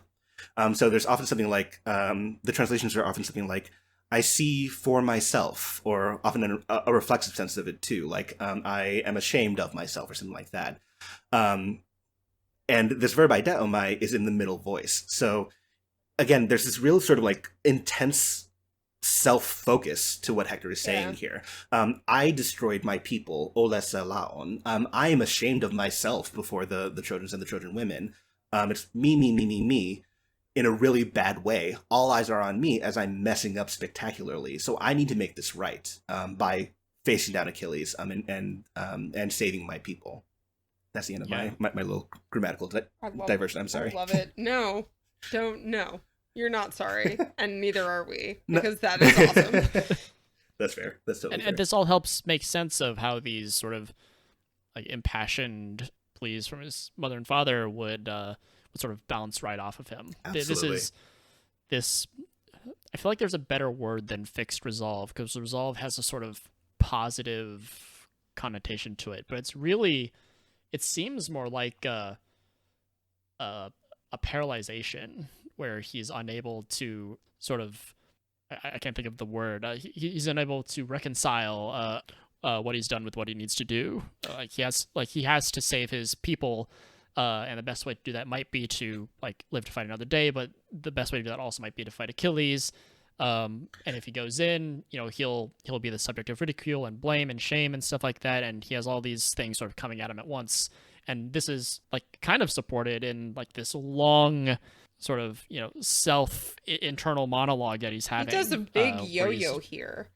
And for sure, I was about to bring this up too. Yeah, and I love it because he basically is like, maybe if I just meet him like man to man and try to talk reason to him, like, no, there's no way that this could work. This could never work. What am I talking about? But right before he goes into this conundrum of his, he says, like, it's by far better to stand up to Achilles and take him on. Well, maybe I could talk to him. No, that could never work. And he just goes back and forth, and it's that last moment of trying to find a way to get out of it peacefully, as if that was even a possibility in this situation the entire time. This is someone you have been at dire odds with for the entirety of this story. Even if he had been hanging back and not really participating, Achilles was still very much target. So, like, there's no possibility at any point during this conflict that Hector could ever have really gone up to him and talked to him in any sensible way. So let's reason this out. Like, the fact that he goes into this right now always kind of is mind-boggling to me, because I'm just like, it's not mind-boggling, but you can, like, kind of smell the desperation. Yeah, for sure. And I think that this also speaks to the very different mindsets that Hector and Achilles have about this moment in time, right? Yeah. So when Hector's trying to reason his way out of this, the yo-yo, as you said, he's like going from, I gotta meet him head on. Well, maybe if I chat with him, and you know what? Maybe if we give him a lot of stuff. Let's give him Helen back. Let's give him all these treasures. Like, let's basically give up what we have in order to like settle this peaceably, right? No, he's not going to do that, right? He thinks at that point in time that like, this is just war as usual. He just wants stuff. He wants to get stuff and then be at peace with it. That's not what Achilles is after. He's after revenge. He's after blood. He wants to get revenge for Patroclus. He wants to avenge him in the way that he couldn't when he was hanging out by the ships. So I think it just really speaks to the different mindsets that the two of them have about this moment in time. This is another battle for Hector. This is the moment of vindication and revenge for Achilles. They're obviously between Achilles and Hector. They're fighting two different battles. Absolutely.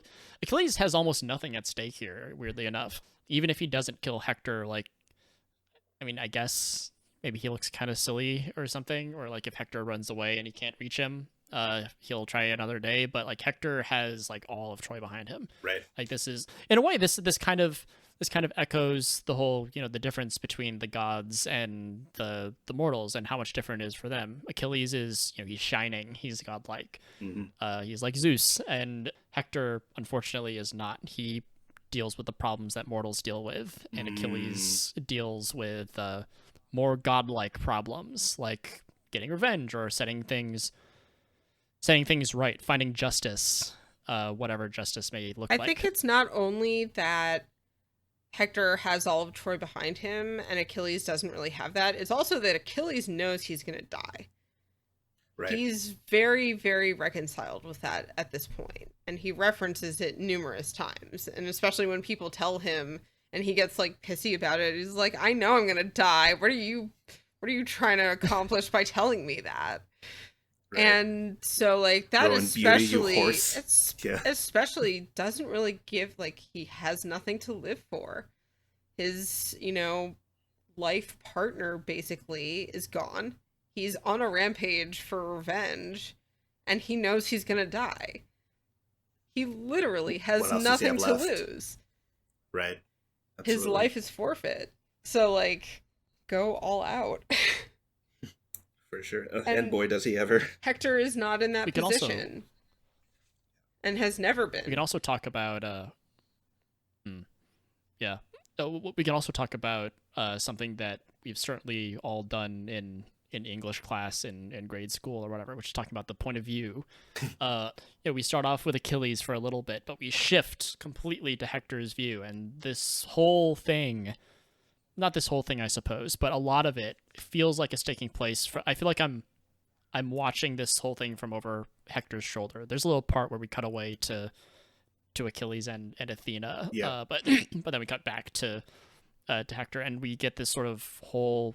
We live in his head for a little bit, and I guess it's interesting that we aren't over the shoulder of our greatest of the Greeks, right? We're over the shoulder of. At the end of the day, he's just kind of some guy, right? Like he's not born of the gods. He's not anything special, really. He's just Hector. Like that's it. So, that's the spin-off. Just Hector. Just Hector. It's just Hector. Yeah, it's super interesting, and the idea that you're talking about, the point of view or the perspective from which the story is told, actually has very very important implications for the way that we understand the story and the way that we process what's actually happening, right? It would be a very different book 22 if it were told from Achilles' point of view versus Hector's. Absolutely. There's a methodological tool when we're analyzing narratives like this that's called focalization. So when you focalize something, you're basically focusing the story through a certain lens. And the way that you focalize the story tells us not exactly where your sympathies lie, but like what psychologies you want to explore and what makes for a better story, what makes for something that's more interesting. So what's more interesting? This supercharged Greek warrior who's bent on revenge, focusing on one thing, slaughter, slaughter, slaughter, or the very human fear, the very human emotions that somebody like Hector is going to be facing, and the conflicting emotions between I want to do right by Troy versus I don't want to die. And the conflict between those feelings, I think, makes for a much richer psychological ambiance, I guess, to book 22 than if it were the other way around. That being said, the cutaway, the sort of like the camera shift to Achilles and Athena, wherein Athena is going to tell Achilles, you got this, don't worry, here, let me help you out, I think is exactly just that, in order to help support this telling of the story through Hector's point of view. We as the audience know that Hector is screwed. And hearing Hector say, oh, Deiphobus, my brother, you're the only one who's come out of the walls of Troy to help me out here, and I'm so happy. Let's take on this enemy together.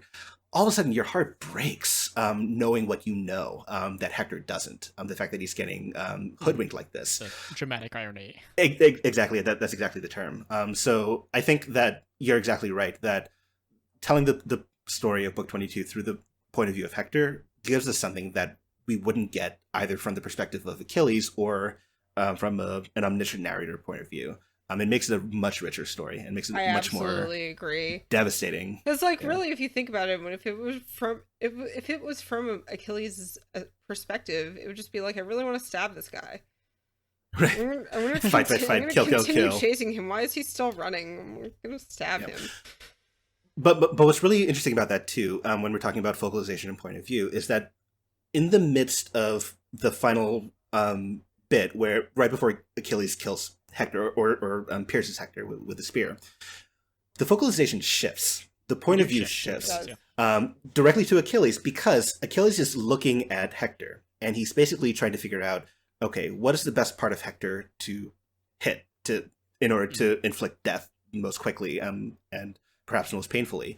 And what makes this even more interesting is that Hector is wearing Achilles' armor. Yeah. So he's that he had stolen from Patroclus. Mirror image of himself, and also associating that with the fact that it was Patroclus who was wearing that armor in Book 16. And it got stripped from Patroclus when this bastard killed him and took his stuff, right? So I think Fagles does a really lovely job of this. Where is it? Around line 379 or so. When Achilles is like scanning Hector's body, and he says, the rest of Hector's flesh seemed all encased in armor, burnished, brazen, Achilles' armor that Hector stripped from strong Patroclus when he killed him. True, but one spot lay exposed, right? So I think the shifting of points of view and the shift to Achilles in that moment is the exact point at which our sympathies are most heightened. And I think that playing with that perspective, playing with that point of view is one of the biggest things that I love about the Iliad, because you can have one event, but 50 different interpretations of it, depending on who's telling the story. And I think that the shifting between these points of view is part and parcel of that. There's one thing that I have run into just before we move on in earnest, which is that the Iliad, I guess I can ask you, is the Iliad written with a bias, I guess? Like, obviously the Trojans are not Greeks, or they're not what are to become the Greeks, and the Achaeans are what are eventually to become the Greeks, and so they are and this is a Greek story. So, I guess in a nationalistic kind of way, maybe you would want, or propaganda kind of way, you might want like to favor one side over the other. But like, is that actually the case here? Like especially talking about this kind of point of view, it doesn't seem like it's placing much of a value on one or the other. It's just presenting it. I want to let Dan hop in on this, but before he does, I just want to glance off with my impression of this, which was, I don't think there was a Greece at this time, like historically speaking. So I think the idea of like a nationalistic perspective probably falls short of what you might think it would be, just because of the lack of organization at that time. And now is when I'm going to have Dan hop in. Well, yeah, I mean, that is true to a certain extent. But by the time that the Iliad is coming about, in the 8th century BCE, we're making moves towards what we might consider Greece in the modern day, I guess. Not in any sort of like, these are our borders and these are our city-states type of way, but they clearly have more in common than not, right? Between Mycenae and Sparta and Athens. Like, they have geographical proximity, they clearly have some common interests and whatnot. But to answer the question about like whether there's a bias in terms of like the way that the story is being presented, and how even it seems in terms of splitting between the two parts, there are two ways to answer the question. One is by looking at just the work itself, and the second is by looking at the sort of historical situation at the time and the probable circumstances of the production of the Iliad. So in answer to the first part, I think it's absolutely sort of split down the middle in terms of the sympathies that we get, not only for, Achilles and his like massive grief over Patroclus, but also the amount of airtime, I guess, that we get for characters like Andromache and Priam and Hecuba, telling us that, Hector is not the monolithic bad guy in this story. There are two sides to every story, and Hector is simply just one side of it. And particularly in this book, I think the way that we cut away to Priam tearing out his hair and groveling in the dirt at the death of his son, Hecuba wailing, Andromache fainting. Like, these are very sympathetic portrayals that I think would problematize anybody trying to say, not that you are, anybody that tries to say, like, Rara Sispumba go Greece, right? There's clearly a lot of sympathy in that regard. The other side of this, nationalistic, might have been like a too strong. Right. I wasn't sure what the correct word might be. Right. But the other side of this too is that in terms of the historical circumstances, so we've talked about this before, how the Iliad comes about as a result of an oral tradition of bards who are traveling around, performing this out loud extemporaneously off the top of their heads. They have different set pieces that they can string together, formulas, epithets, and things like that. These bards were active in the area of modern-day Asia Minor, around the area of Turkey, which is basically where Troy is. So the tradition of the Iliad and the composition of the story actually takes place in the area that would have been considered Troy.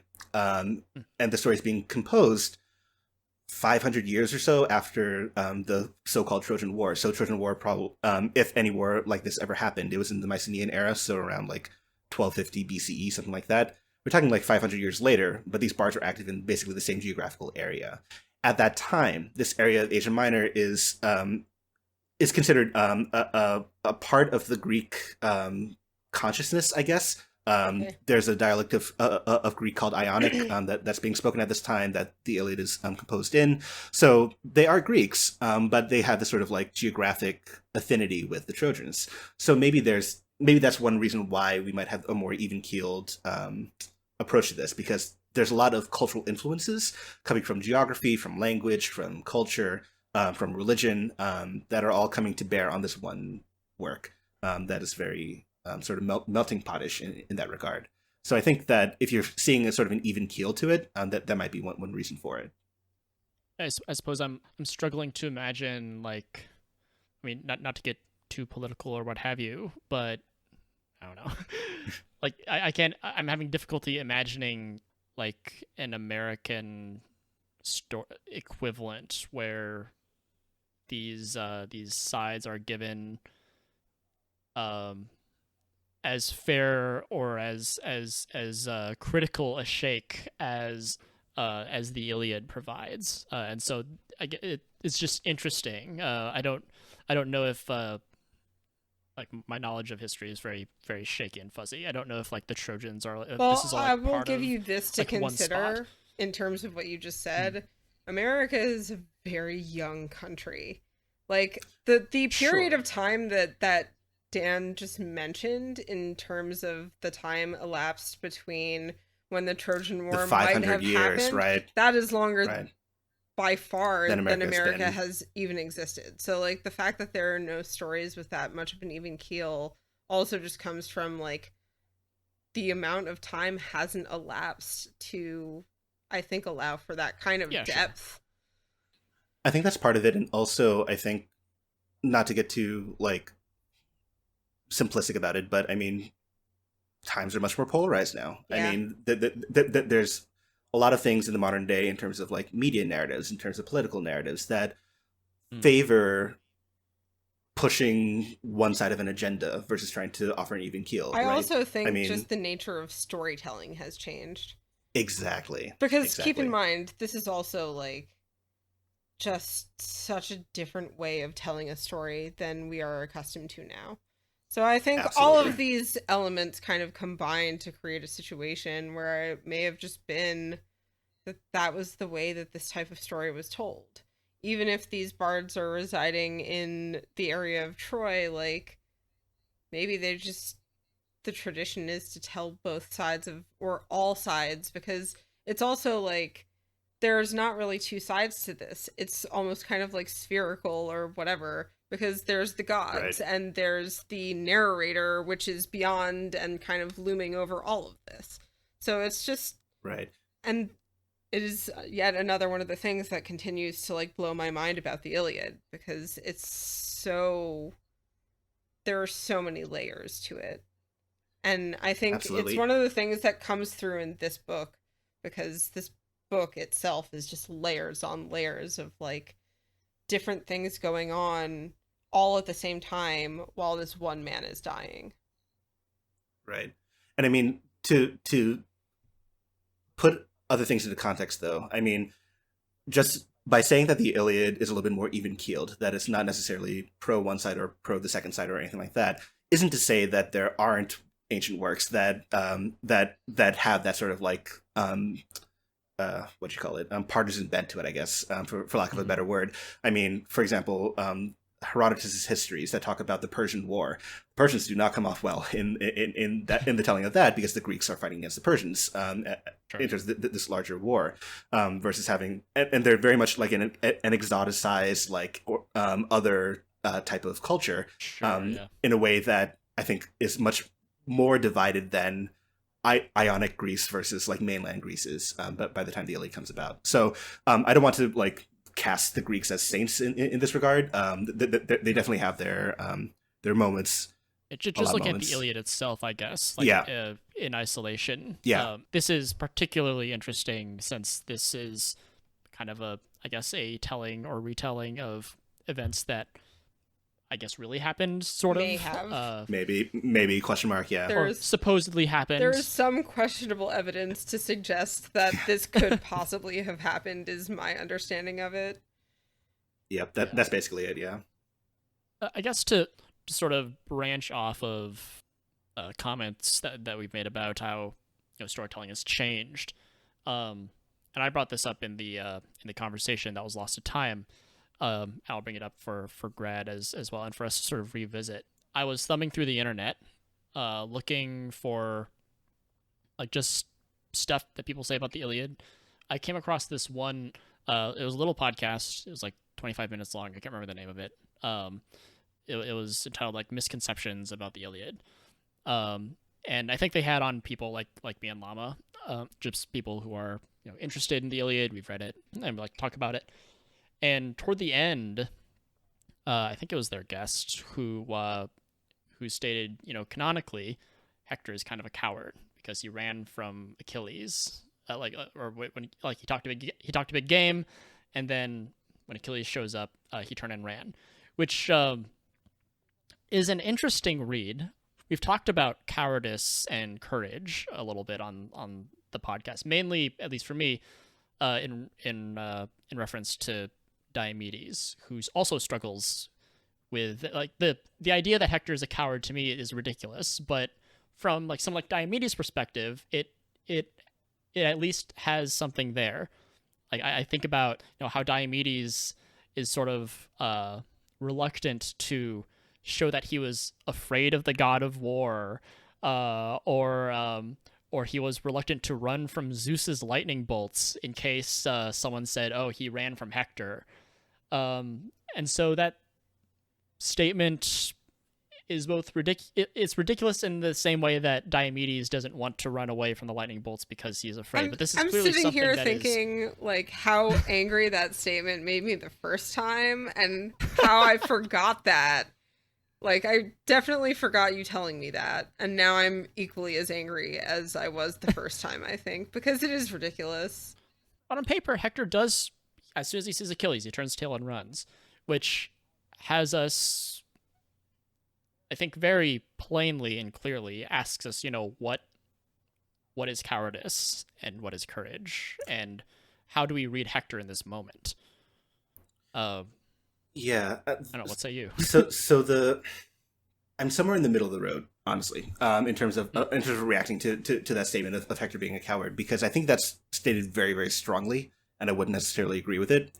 But there definitely is an element of, he does talk a lot about, I'm going to stand up to Achilles. This is the moment. And then what it says here in the Greek is that when Hector noticed Achilles.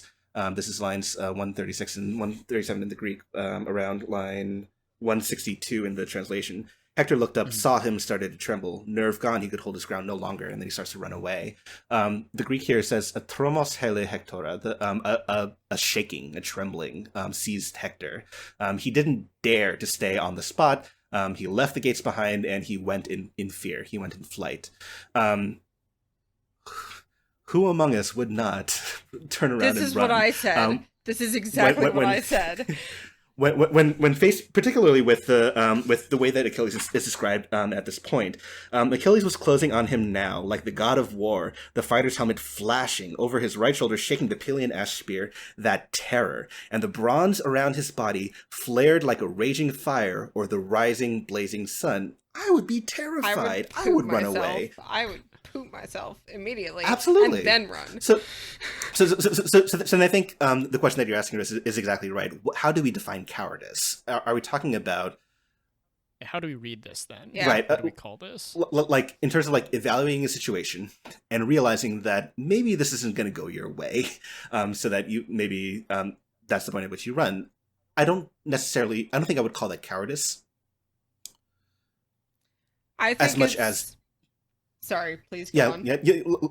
I'm struggling for a word. So what would you say? I would say justified fear, like real terror.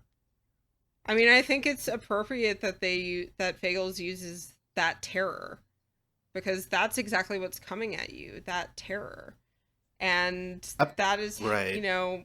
I don't know. It's just this, like, it's a very human moment. It's reasonable Absolutely. fear. It's reasonable, justified fear. It's reasonable fear, and he starts running away, and then he gets chased around the walls of Troy like 3 times, right? And it's only on the 4th time that Athena starts to intervene and whatnot. We'll get to that in a second. But in terms of the arc of what happens to Hector in this book, he stands there on the outside of the walls. Priam and Hecuba are shouting at him, come back in. He's talking to himself, saying, no, I can't face the Trojans unless I stand up to Achilles. Achilles starts coming. Hector runs away because he knows that something bad is about to happen. He stops running when he thinks his brother is coming to his aid, when Athena appears as Deiphobus. And he says, okay. He doesn't say this outright, but basically it's not really a fair fight if it's 2-on-1, but he stands better odds in a fight if he has somebody with him. And that's when he gets his courage back. That's when he starts fighting back. And then it's only when Athena disappears that he realizes, oh shit, the game is up. Right. So I think, yes. so I think I might align a little bit more with the Hector's a coward reading than not, but temper it with the requisite caveats and the he who is without sin, like, be the first to cast the first stone, right? It's like I would do the exact same thing in the same situation. Does it make me a coward? Maybe, but I mean, it's a very human reaction. It's a very logical reaction to what is coming for him, for sure. Cowardice has such a negative connotation. Yeah, right, exactly. And if we look at what Hector has done up until this point, like if you isolate this like 5-line chunk of the Iliad, okay, sure, maybe you can cast him as a coward in that regard. Look at what's happened throughout the entire Iliad up until this point, though. The way that he's taking charge of the Trojan army, the way that he sets fire to the ships, the way that he is really the foremost fighter at this point, the way that he's trying to take care of his people, the way that he is taking care of Andromache and his son. Like, there are so many positive points of non-cowardice, of courage in Hector's favor here. Yeah. Honestly, this makes me... I can't remember if I mentioned this in the conversation Lost of Time, but it's coming... This comparison is coming to me, or back to me. This is one of the reasons why I've liked Agamemnon so much, because he's a very human character. There's that... If you understand what happens to Agamemnon, you know, on book 2, he gets like the stamp from Zeus, like, hey, it's time. And in book, I think it's book 8, when Zeus literally just throws his lightning bolts against Agamemnon's army, that must be like shattering to realize that you've made this like incredible mistake and it's writ large in front of you. And you're like, oh shit, like that must destroy your confidence. Absolutely. And so Hector, like he's had the backing of the gods. You know, he's been encouraged on by all these other gods, by Zeus, by Apollo, whatever. And then this disaster strikes, similar to the disaster that hits the Achaean army in book 8 when the tables turn, or when the tides turn. So yeah, that this parallel between like Hector would be off balance. Like he would be like in a state of just unbearable doubt. Yeah, I can't see it as cowardice. I really can't. I can see how it could possibly be interpreted that way if you had absolutely zero context. But that's not Right, what exactly, we're dealing with. Exactly. And, like, I see, you know, the part where he kind of sees Deiphobus and is like, oh, it's easier to take 2-on-1. Like, I see that as a fool's last desperate hope, not as an act of cowardice. Right. You know, Yeah. it just doesn't strike me right to call him a coward.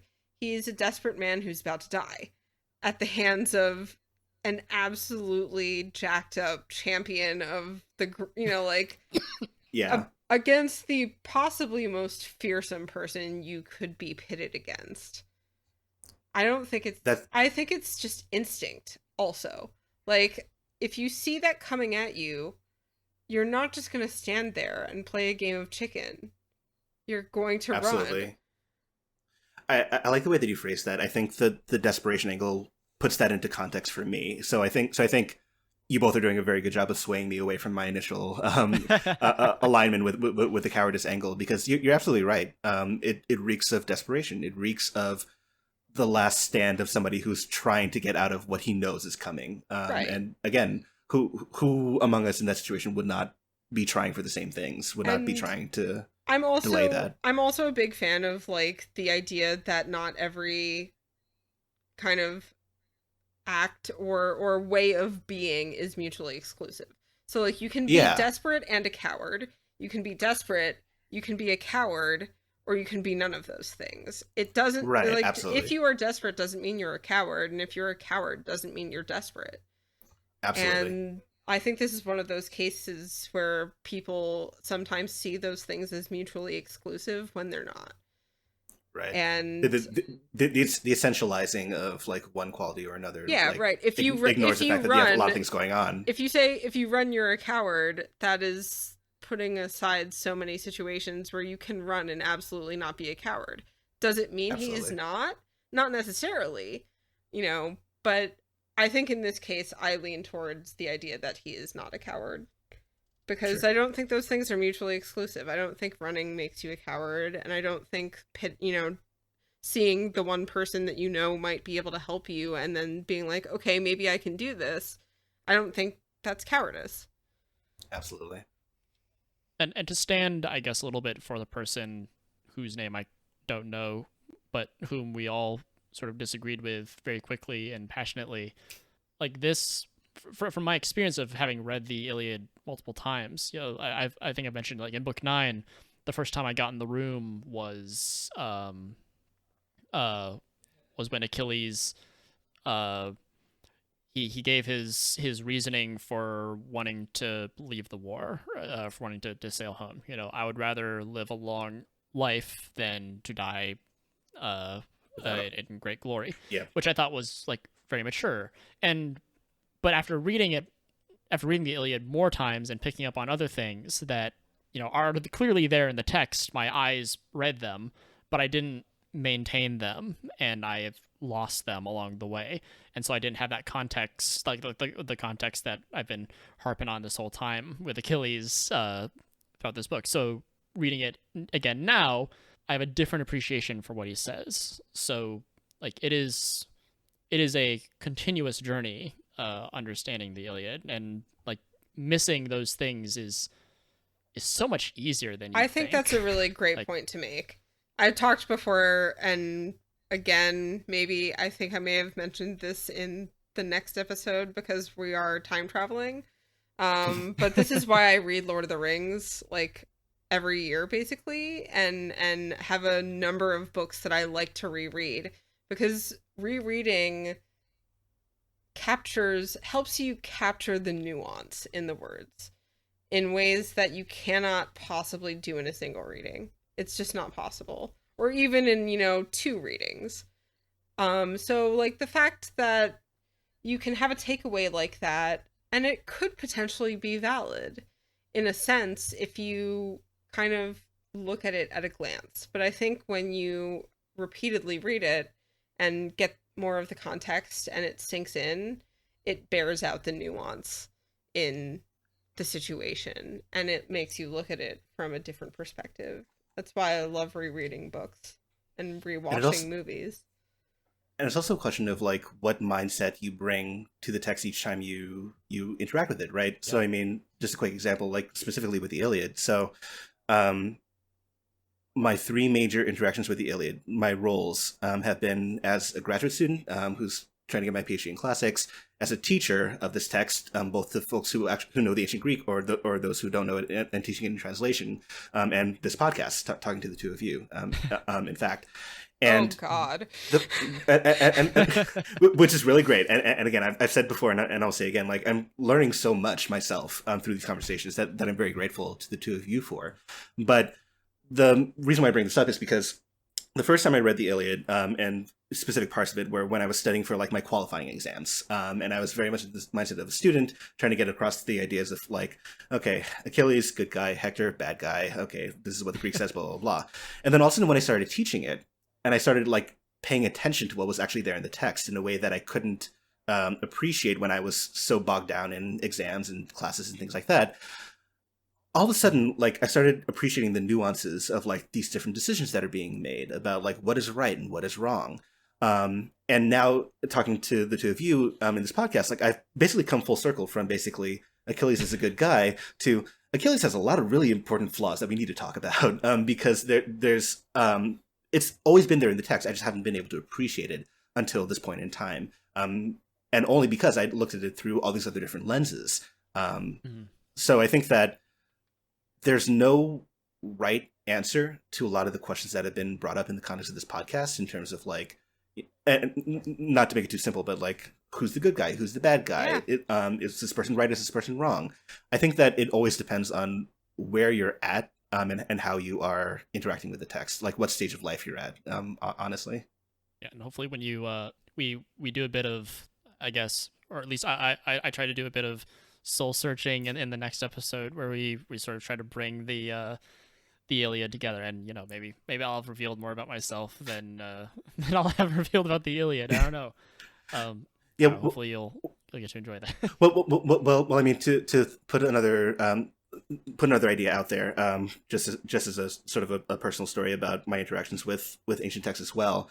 This sort of relates to what I believe you're going to talk about in the next episode with Book 24, when Priam, this father figure, asks his son's killer for his son's body back.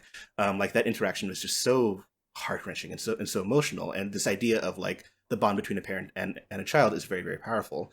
A quick example of this. So we've referred to the Roman epic, the Aeneid, on this podcast before. Written by Virgil, basically follows the story of the Trojan warrior Aeneas as he makes his way to Italy and founds the civilization that will eventually become Rome.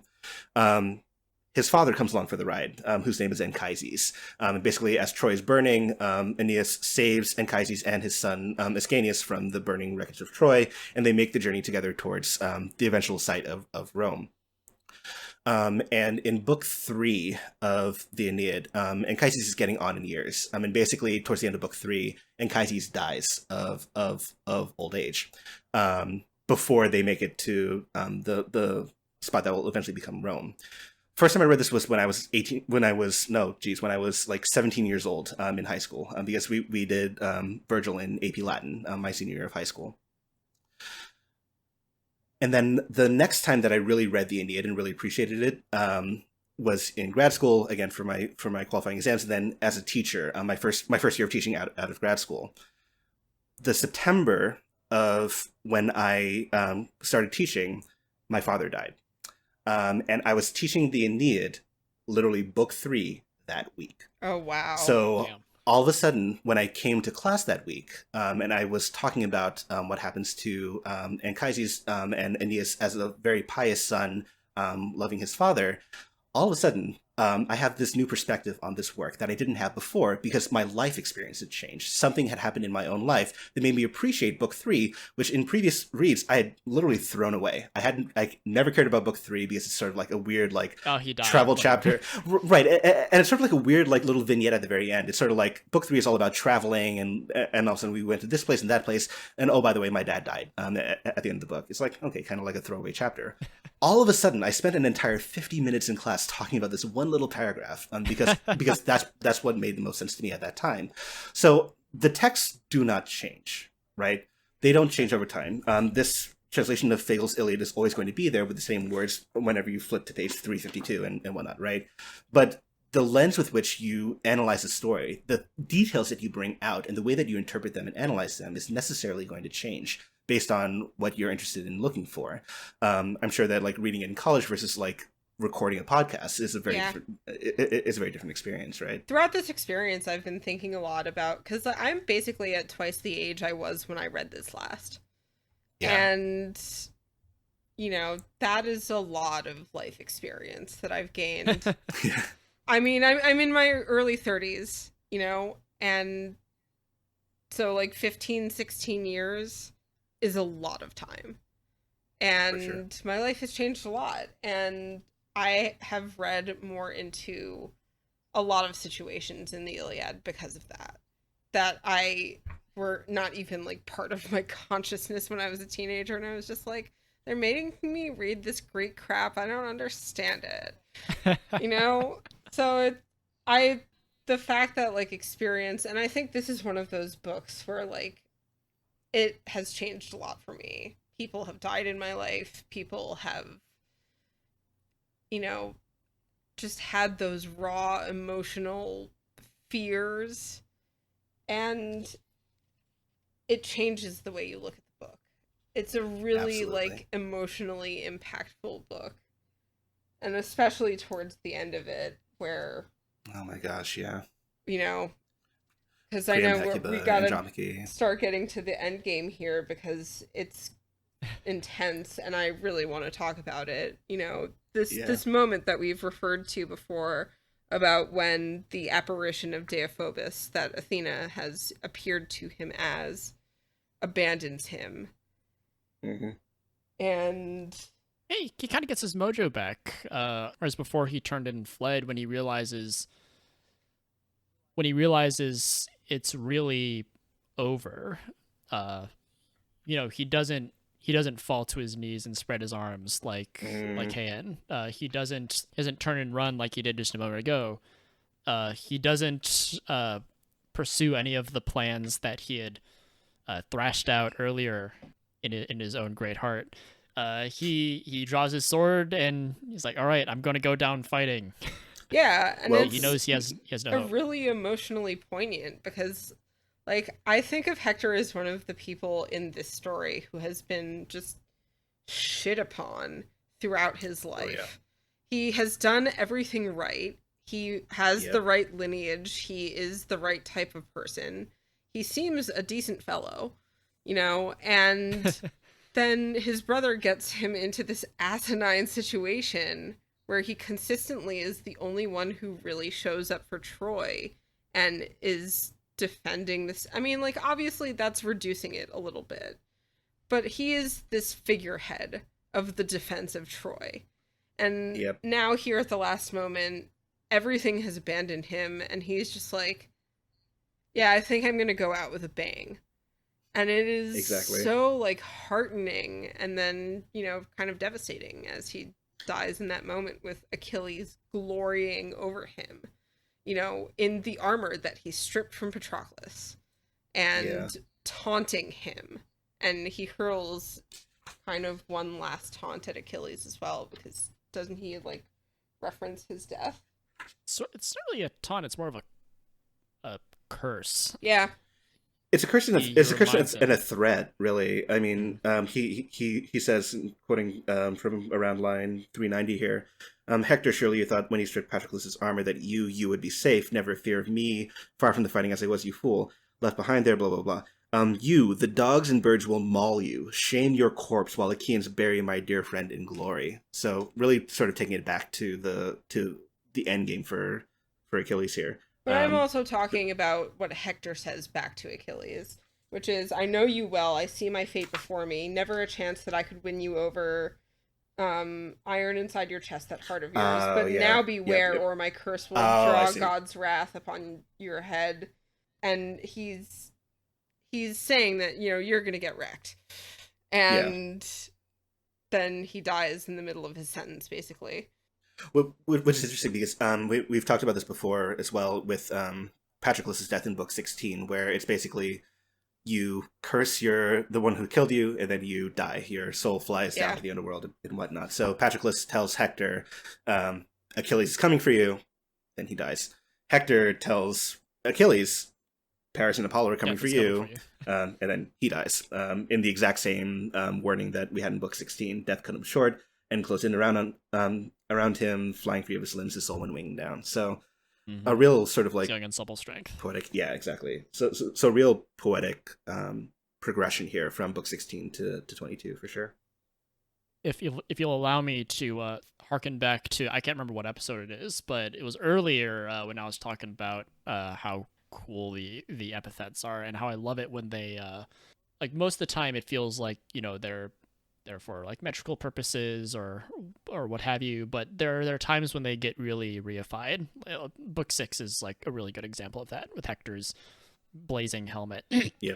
And I talked about, you know, how those like how those epithets sort of change depending on like when you hear them, who or what the situation is.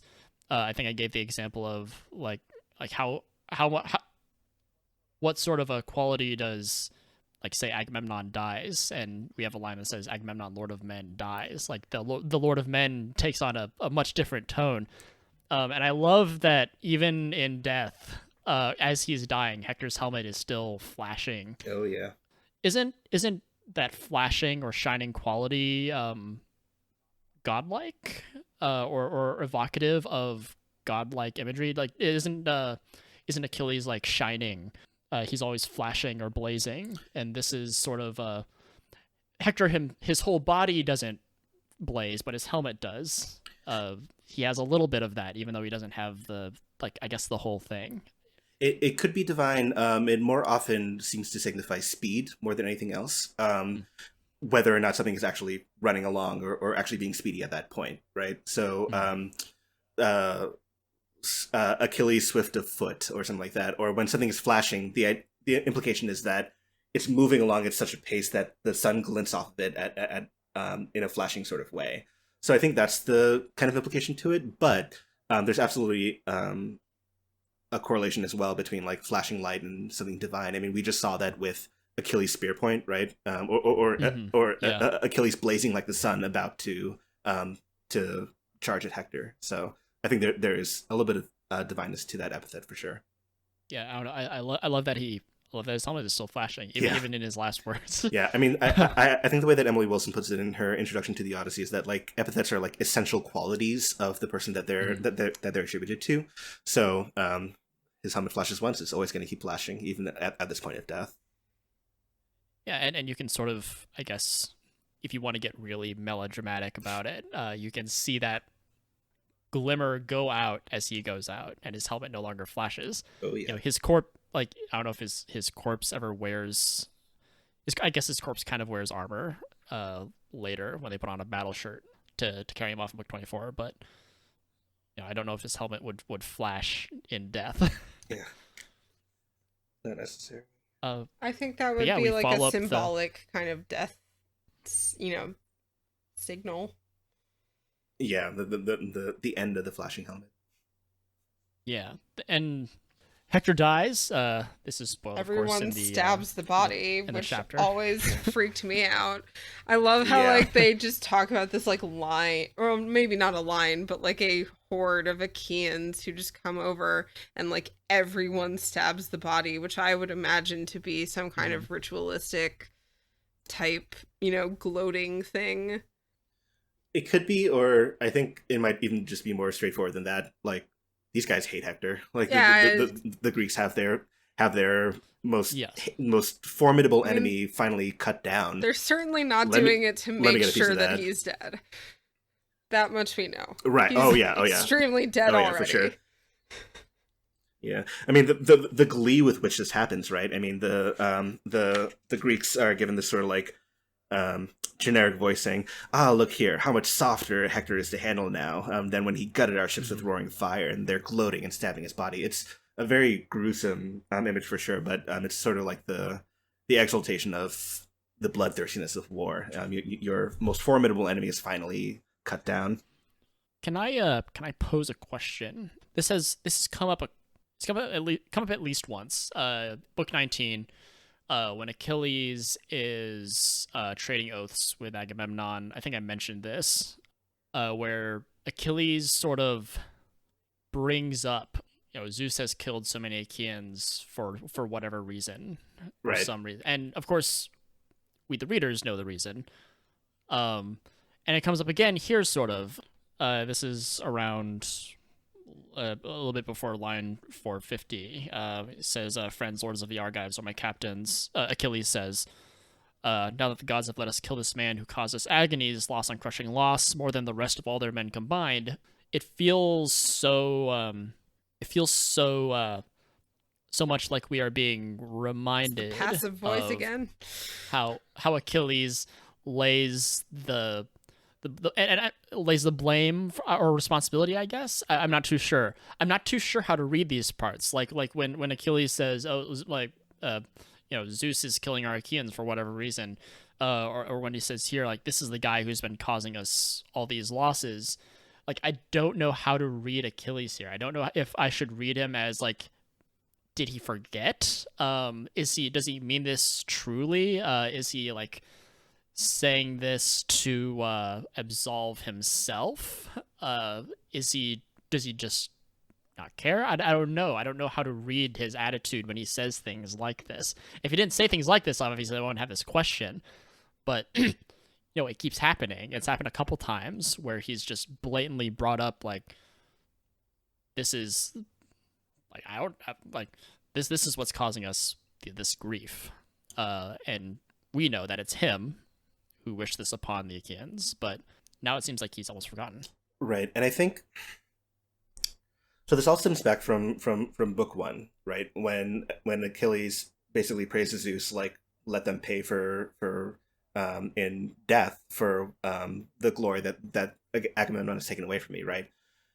I think I believe it's rendered, like, very directly as, like, at least by Fagles, like, slaughter Achaeans or kill the Achaeans until they beg me to come back. Right, and I think this is one of the biggest divergences that you and I have risked about the culpability and the agency of that situation, where I think you're pinning a lot of it on Achilles, which is absolutely fair because he literally says it. Like he makes that prayer, but the gods wouldn't allow it to happen unless it were meant to happen. Like, unless it were fated to happen, the Greeks would not have died this way. The Trojans wouldn't have died this way. Hector wouldn't have died at this point. Achilles wouldn't have rushed the city of Troy. Like, it's a very intricately set up house of cards that Achilles is not in charge of. The gods are. Zeus is in charge of it. And it just so happens that Achilles' prayer at this point was the 2 of hearts that held up this part of the house, right?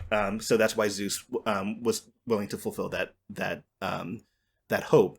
So I think it speaks to Achilles' psychological state at that point, the fact that he's willing to inflict such damage on his own side of the war, that perhaps you're right, that there's a little bit of a...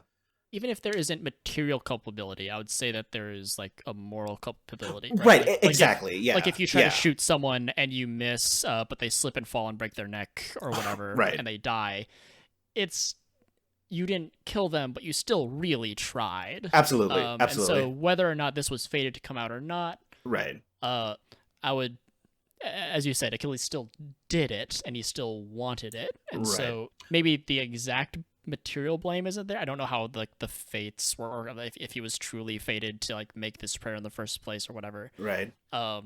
So then I think that the way that you approach Achilles answers the question that you're posing, right? In terms of how to read these moments when he's like, oh, well, because this happened, that the Greeks died and we suffered at Hector's hands. Like, I think it really depends on how much grace you're willing to offer Achilles in that regard, in terms of agency and culpability. I don't know where I stand on that, honestly, because as I've said, like, I don't know where I stand on that because it feels so. It feels so weird. I think it's intentionally ambiguous, honestly. Exactly. I think it's almost there is kind of a tease to get you going back and forth on Achilles. This is something that I have thought about, as we're reading this, and as you, Wriste, kind of bring up things that I hadn't thought about and from a different perspective that like I go back and forth. I mostly okay, I actually do have a pretty solid opinion of both Achilles and Agamemnon, which is that both of them are emotionally unstable and they need some fucking therapy. Sure. But yeah, sure.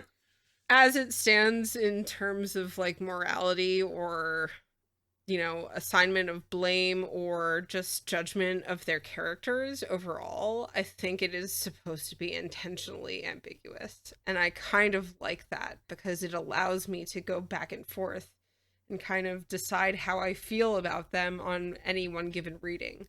So, like, one reading I can see Achilles as the hero, and the next reading I can see him as the villain who's asked for all of this to happen. One reading I can say that Agamemnon is a huge dick, and another one I can see the sympathetic side of him, which I do think, after we've talked about it, does exist. Or I can read it and just chill with the gods and see it from their perspective and how they're toying with these people and not really assign culpability to any one person at all. So there's just, we've talked about this over and over. Back to book 3. There are so many ways that you can read this. So I think that's where I kind of fall on it. I think it's intentionally ambiguous, and I think Achilles kind of asks these questions, and it is supposed to plant a little bit of a seed in your mind about, like, does he really think this is completely out of his hands? Or does he not actually remember back when he was like, please kill all these people? Yeah, I think I really like the way that you phrase that, Llama, because I think that another way to look at it is that rather than think of it as an either or, it's really sort of like a both and, right? Like, there are multiple ways to look at the same situation and come up with different interpretations, one of which is not necessarily more right or wrong than the other. It just depends on which details you're drawing on, what perspective you're bringing to the story, and who you're willing to lend your grace and your benefit of the doubt to, right? And honestly, I think my mind is very changeable on this front when it comes to Achilles. I am inclined to read this point as a little bit less disingenuous and a little bit more like, all right, I did what I came here to do. I am the greatest of the Greeks, and these guys are all looking at me right now. Let me just say something that's going to like rally us all together and get us on the same page. Maybe that's naive of me. Maybe there is a little bit of that element of like shifting the blame away from myself. That you're reading here, Wriste. I'm not sure. I'm not sure of the answer.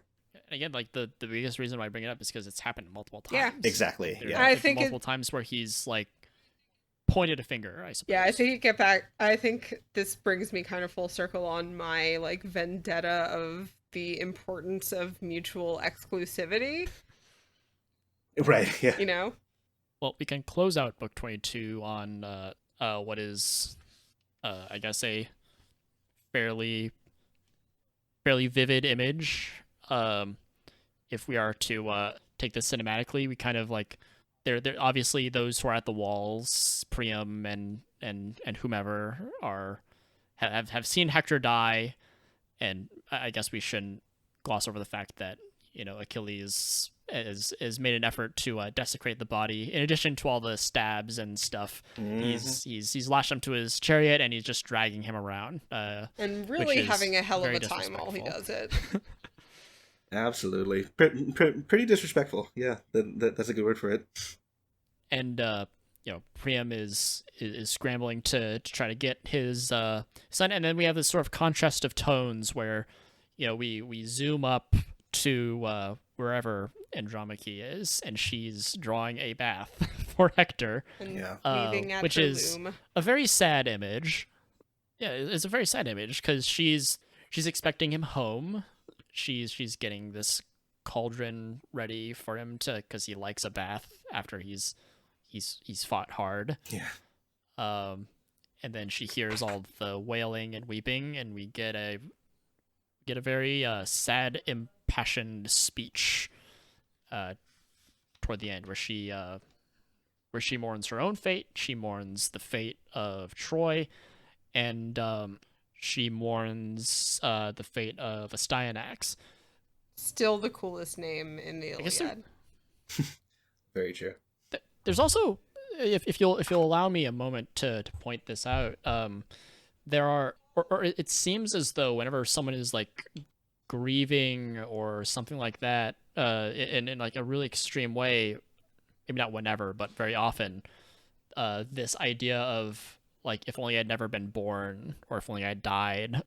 Andromache kind of gives us a little bit of that as well. He raised me as his child. She's referring to Andromache. She's referring to her past. Etienne, I believe, Yep. raised me as a child, that man of doom. His father just as doomed. Would to God he'd never fathered me. This desire to not have been born, and Thetis says very similar things like, "Oh, if only you had never been born." Yep. And I think it's sort of been echoed a little bit throughout the Iliad as well. Yeah, I mean, better to have never been born than to experience the kind of suffering that you are suffering right now, right? So Andromache says it. That it says it about Achilles. Achilles basically says it about himself too, in terms of what he has to endure. Says something like it. Something similar to it, yeah. I mean, it seems to be a trope throughout the Iliad, but I think that's kind of the point, right? Everybody suffers in some way. The fact that you're alive means that you are going to suffer for one reason or another. It's just a question of where that suffering comes from. And I think that Andromache's lament here obviously needs to be read against what she says in book 6 to Hector, right? If you die, who's going to take care of us? Who's going to take care of me? Who's going to take care of my son? You're the one who has taken care of me since my father's city was razed. So you need to stay alive. You need to take care of us. And now this is obviously the sad conclusion of that unfulfilled plea, the fact that Hector has died here. I really like to read this, though, against book 18 as well, when Achilles learns about the death of Patroclus. And the idea of lament over somebody who's died, it's just really heartbreaking. And in particular, Andromache and Priam and Hecuba, all three of their responses to seeing the death of Hector versus the way that Achilles reacts to the death of Patroclus as well. He tears his hair, he disfigures his face, he grabs a knife to try to kill himself, and then it's only because his friend grabs his hand that he doesn't do so. Actually, the first time that I taught the Iliad in an intermediate Greek class, I had my students read the beginning of book 18 and the end of book 22 next to each other, to think about the ways in which people process death, the way that they process grief, and the ways in which that's sort of just like sitting here played with. Excuse me while I write this down, because I'm absolutely doing this. Yeah, yeah, absolutely. Because I think watching the way that Achilles reacts to the death of Patroclus versus the way that Priam, Hecuba, and Andromache react to the death of Hector makes them a lot more aligned than different, right? So different sides of the same coin in terms of grief and lament and death. And I think it's just a really interesting comparandum. Am I allowed to? Well, of course I'm allowed to. No, you're not. Should I read? I guess, for lack of a better word, guilt. Not so much like, I did this, but the kind of survivor's guilt, or maybe that's not like the best word. But like there's this like when you like defile yourself and cover yourself in dung or dirt or what have you, you are it's a form of shame. You're bringing yourself lower, and it just talking about it now, it makes me think almost a little bit of like how Hector is hesitant to like re-enter Troy, and he's bearing like a similar guilt. It's not a 1-to-1, I guess, but when like this image of tearing out your hair and defiling yourself, it's a similar. It seems like another an expression of. Obviously, it's an expression of sadness, but it evokes like, I don't know, shame, guilt. Maybe I'm reading it incorrectly. I don't know. That's why I'm asking. Am I allowed to read it this way? That's really interesting. I have never thought about that element of it before. Like this idea of like debasing yourself in that way, like scratching your hair and clothing and rolling in the dung. Like a hesitance to hold on to your greatness, I guess. Yeah. I think that could be part of it. And actually, I don't have an answer ready for this. I'm not entirely sure what the purpose of the physicalization of it, other than like having an outward appearance of grief to let everybody know that this is your state of mind, this is where you're at. Sort of demonstrative element of it, I think, is the only one that I thought about. Yeah. I guess I'm not reading it as, I mean, obviously, I guess there's something demonstrative about it, but I guess I've been reading it more as like an expression of something from inside. Absolutely, right? Like, yeah. Like why do you want to do this? Although I would I guess, hazard us to say that in that stage of very, very immediate and like it's literally right in front of you grief, that none of this is happening through a rational mindset, consciously or subconsciously. Like your subconscious has left the building. You're just expressing raw grief. That would be my instinct to say. Yeah. So like, and so much as there'll still be a reason behind it, I guess. I actually want to challenge you on that. I don't think there is. I think it's a base instinct. Well, to play the middle of the road there, I think that maybe there's some sort of like psychoanalytic way to look at it as sort of like the externalization of the pain and grief that you feel on the inside, right? So like you have this sort of like psychic tearing apart on the inside that causes you to physicalize it in the way that you interact with your own body, right? So pain on the inside bursting forth in the physicalization on the outside, I think might be another reason for it, which I think feeds into both sides here, right? It's not necessarily a rationalization. It's not something conscious that you're doing. It's something that's just raw and something that your body makes you want to do. How does that manifest? Because of the way that the pain on the inside makes you want to externalize it on the outside. Scratching at your face, tearing out your hair, rolling around in dung is not the type of thing you do when you are, fully in control, for sure. I'll get to sleep on that for a bit. I guess with that, we've sort of come to the end of book 22. The episode, which is lost to time, was very long because these two books have a lot going on in them, and I guess I can proudly say that this episode is also very long, as surely any listener who has made it to the end has noticed. But for the best reasons. Because honestly, there's a lot to talk about. There's so much to talk about. I think these are probably a couple of the more impactful books of the entire Iliad. And so it stands to reason that we would have blabbed on about them quite a bit. It's so, I guess it depends on how you want to read climactic. These are very climactic books. And if you want to read book 24 as a climax, I guess you can. But this is also clearly a climax. And so a lot of things that we're supposed to be grappling with as we read the Iliad sort of come to a head here. We get to see the fruits of all the story and the war and the characters thus far. And so yeah, I'm glad that we stopped at all the points in the road, even if it took us a while to get there. And does anyone else have any last thing they want to point out or cover before we close out this episode? No, I think I'm good. This was just like, what an enjoyable conversation. All I can think of is that. And yeah, this was a journey. It was a journey, but it was a fun journey. And ironically enough, even though there is a next episode on the Iliad, this is actually our last episode of the Iliad. So it's a little bit bittersweet, I think. But I'm kind of like almost glad to have ended it on this one, because I think this is like honestly like the zenith of the Iliad. This especially the death of Hector. And for sure. It's definitely a climactic moment. It's nice to go out with a bang. Yeah, and I think the conversations about the Odyssey will necessarily be different than the Iliad. The Odyssey talks about lots of different topics, some of the same ones, but there's going to be a lot of fruitful conversation about those books as well. Yeah. So. Yeah, I'm looking forward to it. And you'll be there for the first episode. I'll be there for the first episode in the Odyssey, yes, books 1 and 2. And I am, as usual, extremely excited about that. Yeah, so normally this would be where I direct everyone to not change the channel just yet, because this is where Dr. Daniel would give his tag, but of course he's here, so there's no need for that. No need for a tag.